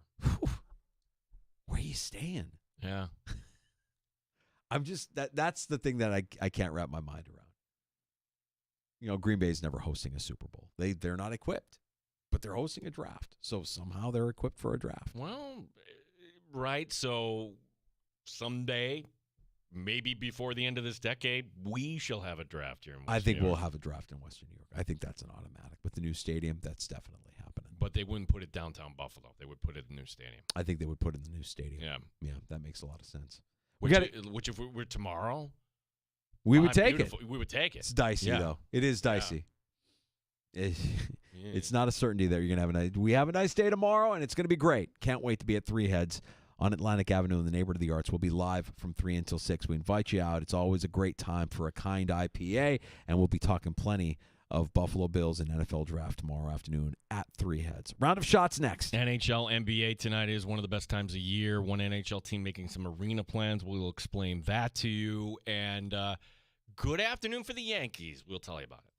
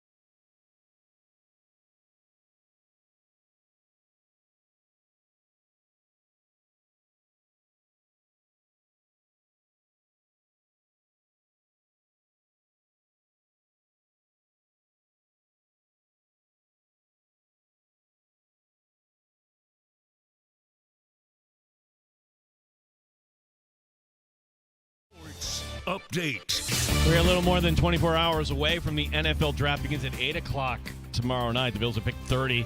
General Manager Brandon Beane of the Buffalo Bills has a plan. I think we would get better value by moving back into the second round, taking a player there, and then get whatever else that you can get. So I think it's truly, Sal, setting your board, reading your board, and having options both ways. We constantly are talking to people ahead of us and the people behind us and waiting to see how it falls. On the Major League scoreboard, the Yankees moved to 15-10 overall in the season. The 5-1 win today in Cleveland. Cincinnati over the Marlins 5-2. The Mets pull it out in the bottom of the 10th, 4-3 over Philadelphia. Atlanta over St. Louis 4-1. Detroit shutting out San Diego 6-0. Rochester Red Wings, they are scoreless in Buffalo. They're in the third.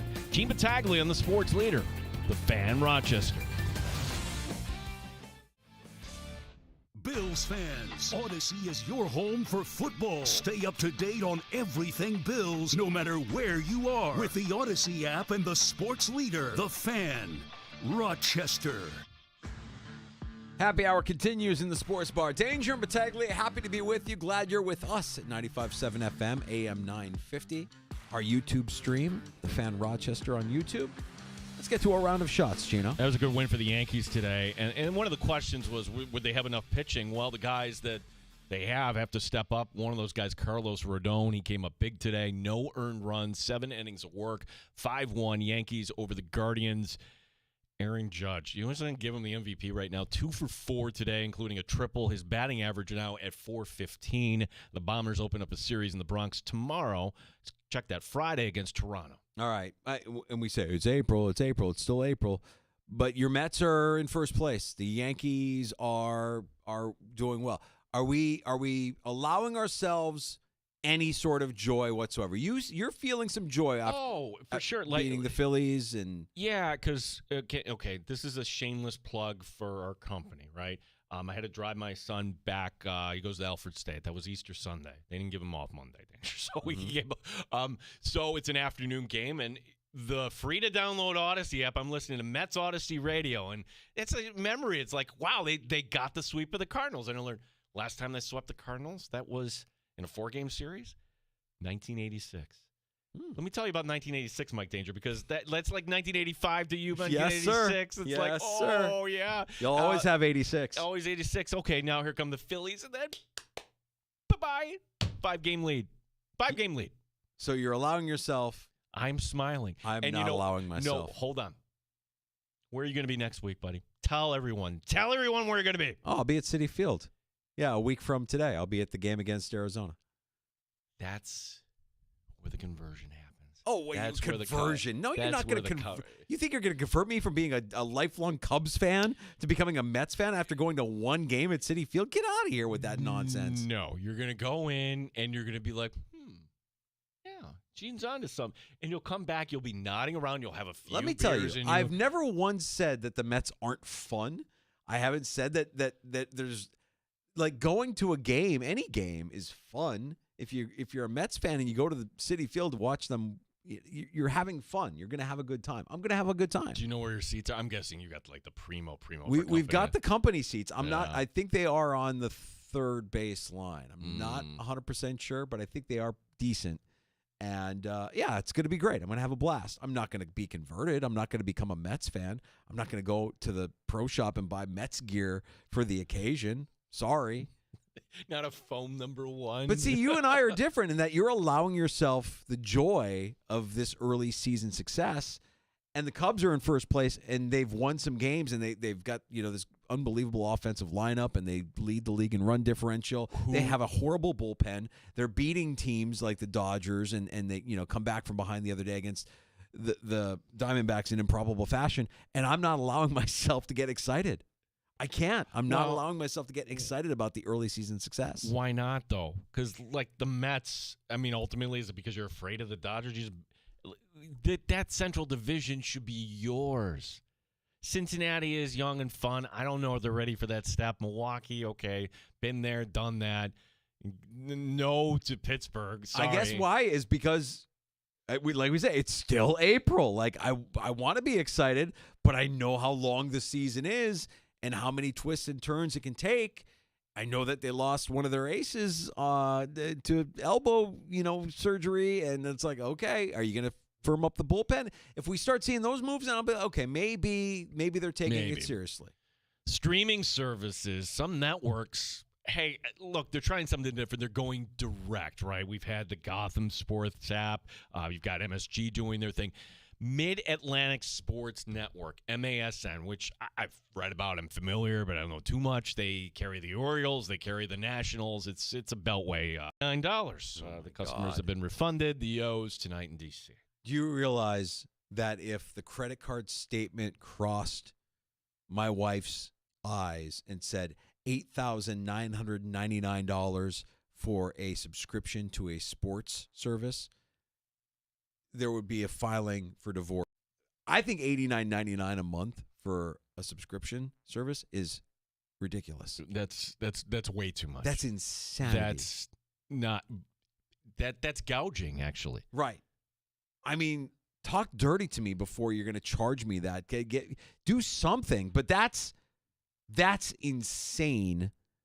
And if you're somebody that would pay $89.99 to subscribe to the Mid-Atlantic Sports Network, you cannot complain to me about the price of eggs. What's the movie? It's Office Space. Like, oh, I must have missed the decimal point. Oh, that's a pretty big detail there. Yeah, like, right.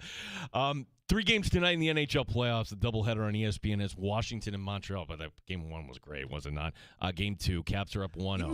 Maybe defend against Ovechkin. I mean, maybe get a defender on the all-time leading goal scorer. He's in front. Like, that's maybe, maybe have a guy, keeping an eye on that one. That'll be followed up with Game 3 at Dallas, Colorado. By the way, we were saying, okay, who's going to be the ex-Sabre to host the Cup? And we said Casey Middlestad. That can't happen. He's not in Colorado anymore. He went to Boston. But did you see? I don't know if this would count or not. Did you see we got the Game 2 winner for Dallas? Colin Blackwell. Oh, yeah. The one the Amerks let get away. Wow. TBS tonight, Game 3 of Edmonton, L.A. Again, Game 1 was fantastic. The Kings taking a wild Game 1. The Nashville Predators today unveiled plans for a $650 million expansion of the Bridgestone Arena. Oh. Mainly, it's dressing everything up on the outside, calling it the largest rooftop on Broadway, restaurant, hotel, bowling alley. They would also like to lure a WNBA team, which is interesting seeing that that's an NHL team making a bid here. Mm-hmm. They'll get a WNBA team in Nashville. That'll happen. That's a certainty. And I think it's very interesting to see how the NHL has succeeded in Nashville and what kind of template that sets for, again, in Atlanta. Maybe I'm biased because I was just in New Orleans, but New Orleans, like, there are markets that the NHL could go into and I think see a relative degree of success if their teams are winning. Well, I think the Atlanta plan, because people are like, oh, my gosh, I'm old enough to remember the Flames. And then the Thrashers moved to Winnipeg. Think how bad that was. Like, you moved to Winnipeg? Okay. City smaller than Rochester. The idea that they're going to take the Braves template. Arena, suburbs, malls, everything else around it. That's, the development's where the money is at. Course. Tonight, taking in Game 2 of the Canes and Devils, by the way, in Raleigh. None other than the new first couple in North Carolina, Bill Belichick and the 24-year-old Jordan Hudson. Now, think how you might dress for a hockey game. Well, this couple wanted you to know exactly who they were. Belichick in a Tar Heel baby blue sport coat with tie. Hudson wearing a white evening dress. It's a hockey game. It's not a beauty pageant. What are we doing? And you go into a Canes game. Can we get you wearing the Canes colors? You think you get Bill Belichick ever in an NHL sweater? Ever. Rex Ryan wears NHL sweaters. He wore Sabres gear. Yeah. Wore Predator. No. Yeah. And Hudson wearing a Hurricane sweater? I think that would be a great look for the Hurricanes. But they had to let you know who they were. Had to. Yep. We wouldn't know. We wouldn't recognize Bill Belichick if he hadn't worn the baby blue sport coat. And we wouldn't have known that that's his 24-year-old girlfriend wearing the white dress.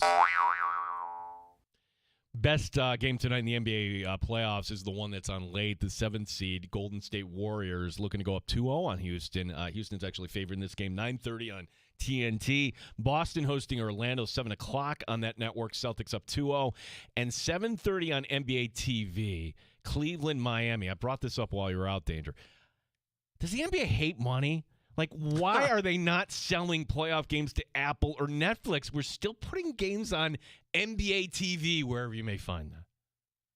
Oh, I'll find NBA TV. I won't pay for the subscription to, Max or whatever, wherever you get the other ones. I'll find ways to follow along. You've got, yeah. Yeah, but the idea that you're right but we say that we also bitch when.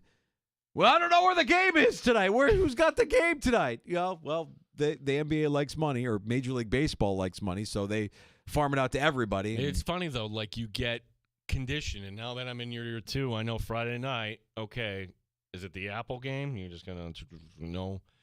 What's going to be interesting with baseball is like, okay, when they move off of ESPN, or are they really going to move off of ESPN? Like, where are those games going for Sunday Night Baseball? Is there a deadline? Has there been a deadline imposed? I mean, we know that the contract hasn't been renewed, and it's about to expire. They opted out. This is the last year, so sometime between now and next year, I suppose. We'll find out who's going to pick that up, or whether or not ESPN will get a deal that they find more attractive. Mm-hmm. Okay, very good. Well, that'll be fun. I propose that the NBA has more fights. I want more fights in the NBA. I want more physicality. I want more violence.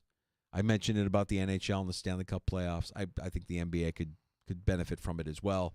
I want a guy that's just there to whoop ass like we used to have. I know that's old school and times have changed. It's just rivalries. Yeah. It's no kumbaya, you're making money, I'm making money. It's like, no, you have something I want.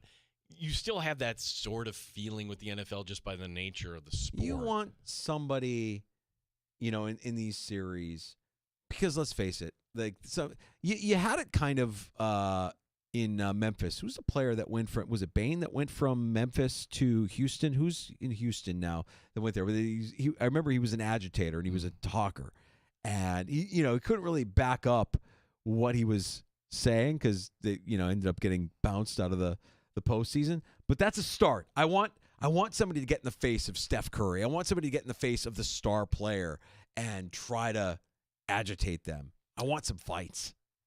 May I interest you in Syracuse Rochester round 1? Or somebody might say this is third straight year, best of 5. That's what I'm talking about. 35th meeting of the team. That's what I'm talking about. That's going to be Friday night here on the Fan, Rochester. Cannot wait for that.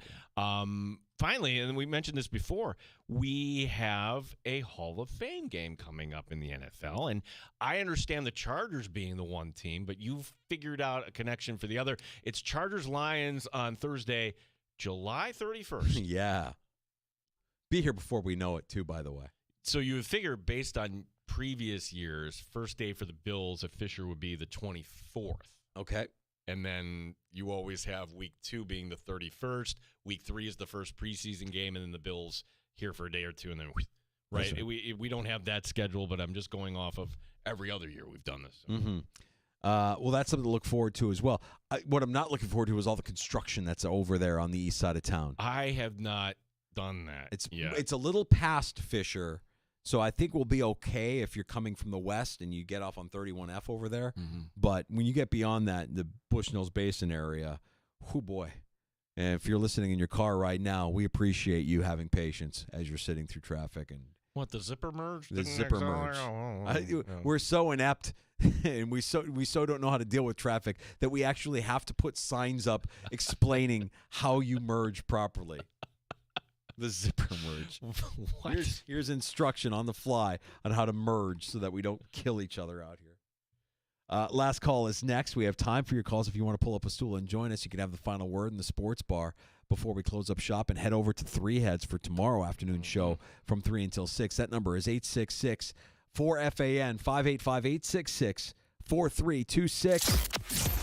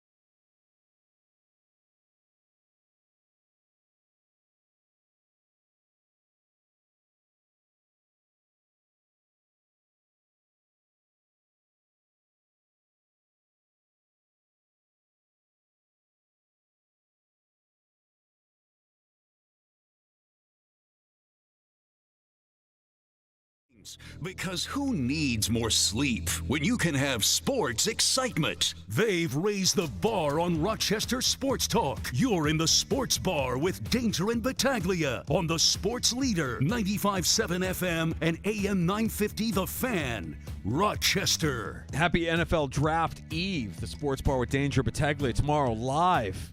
Doing our show from Three Heads Brewing on Atlantic Avenue, 3 until 6. It's our pre-draft draft party. Always a great time for a kind IPA. That's what we'll be enjoying at Three Heads tomorrow afternoon. We hope you have the chance to join us. Thanks to everybody who's already kind of like giving us a heads up on social media at the Fan Raj, just letting us know that they're coming by. Looking forward to seeing some of our friends, some of our regulars. Yeah, Linda just called in off air. You can do that as well at 866-4FAN, 866-4326. So cannot wait to see folks tomorrow, 3 to 6, Neighborhood of the Arts, Three Heads Brewing. Last call here in the Sports Bar. John in Rochester. Hey, guys, I'll be there tomorrow night. I'm looking forward to it. Listen, I got to feel sorry. You got to feel sorry for James Cook. Here we go. That guy, he wants to stay with the Bills, but he's not going to be able to. And the Bills aren't going to be able to keep him. So I think we got to maybe trade up. Let's get some beasts in there and that defensive line and become a Philadelphia Eagle fan. I think that's the key to dominate the Super Bowl. We're going to win it anyways, but if we get those big boys up front, we're going to dominate, just like the Eagles did over Kansas City. What are your thoughts? Well, John, you have some good points in there. I love John saying that James Cook really wants to be in Buffalo. James Cook really wants to be where he's going to get the money he wants. That's where he really wants to be. He knows that this is his one and only shot, and don't leave money on the table, and you have to kind of respect that. And what's the best course of action? Is it bow out this year and head to free agency?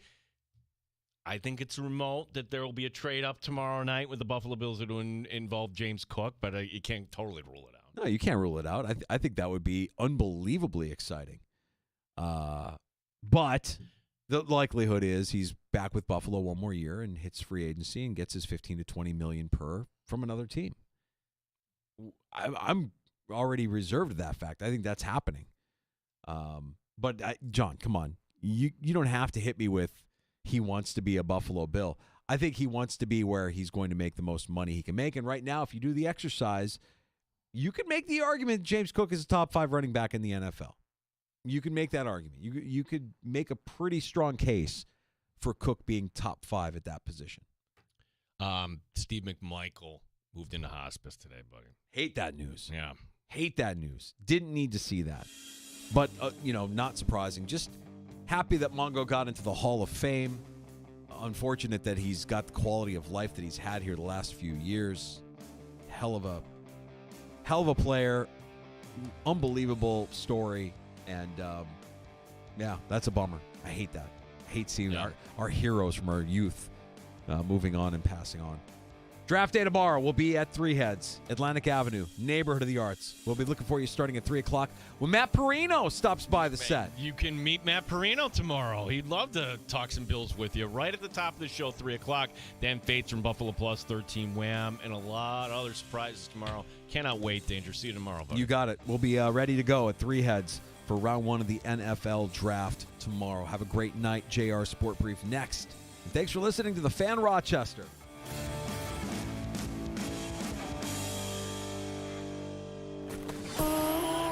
You're listening to the Sports Bar with Danger and Battaglia.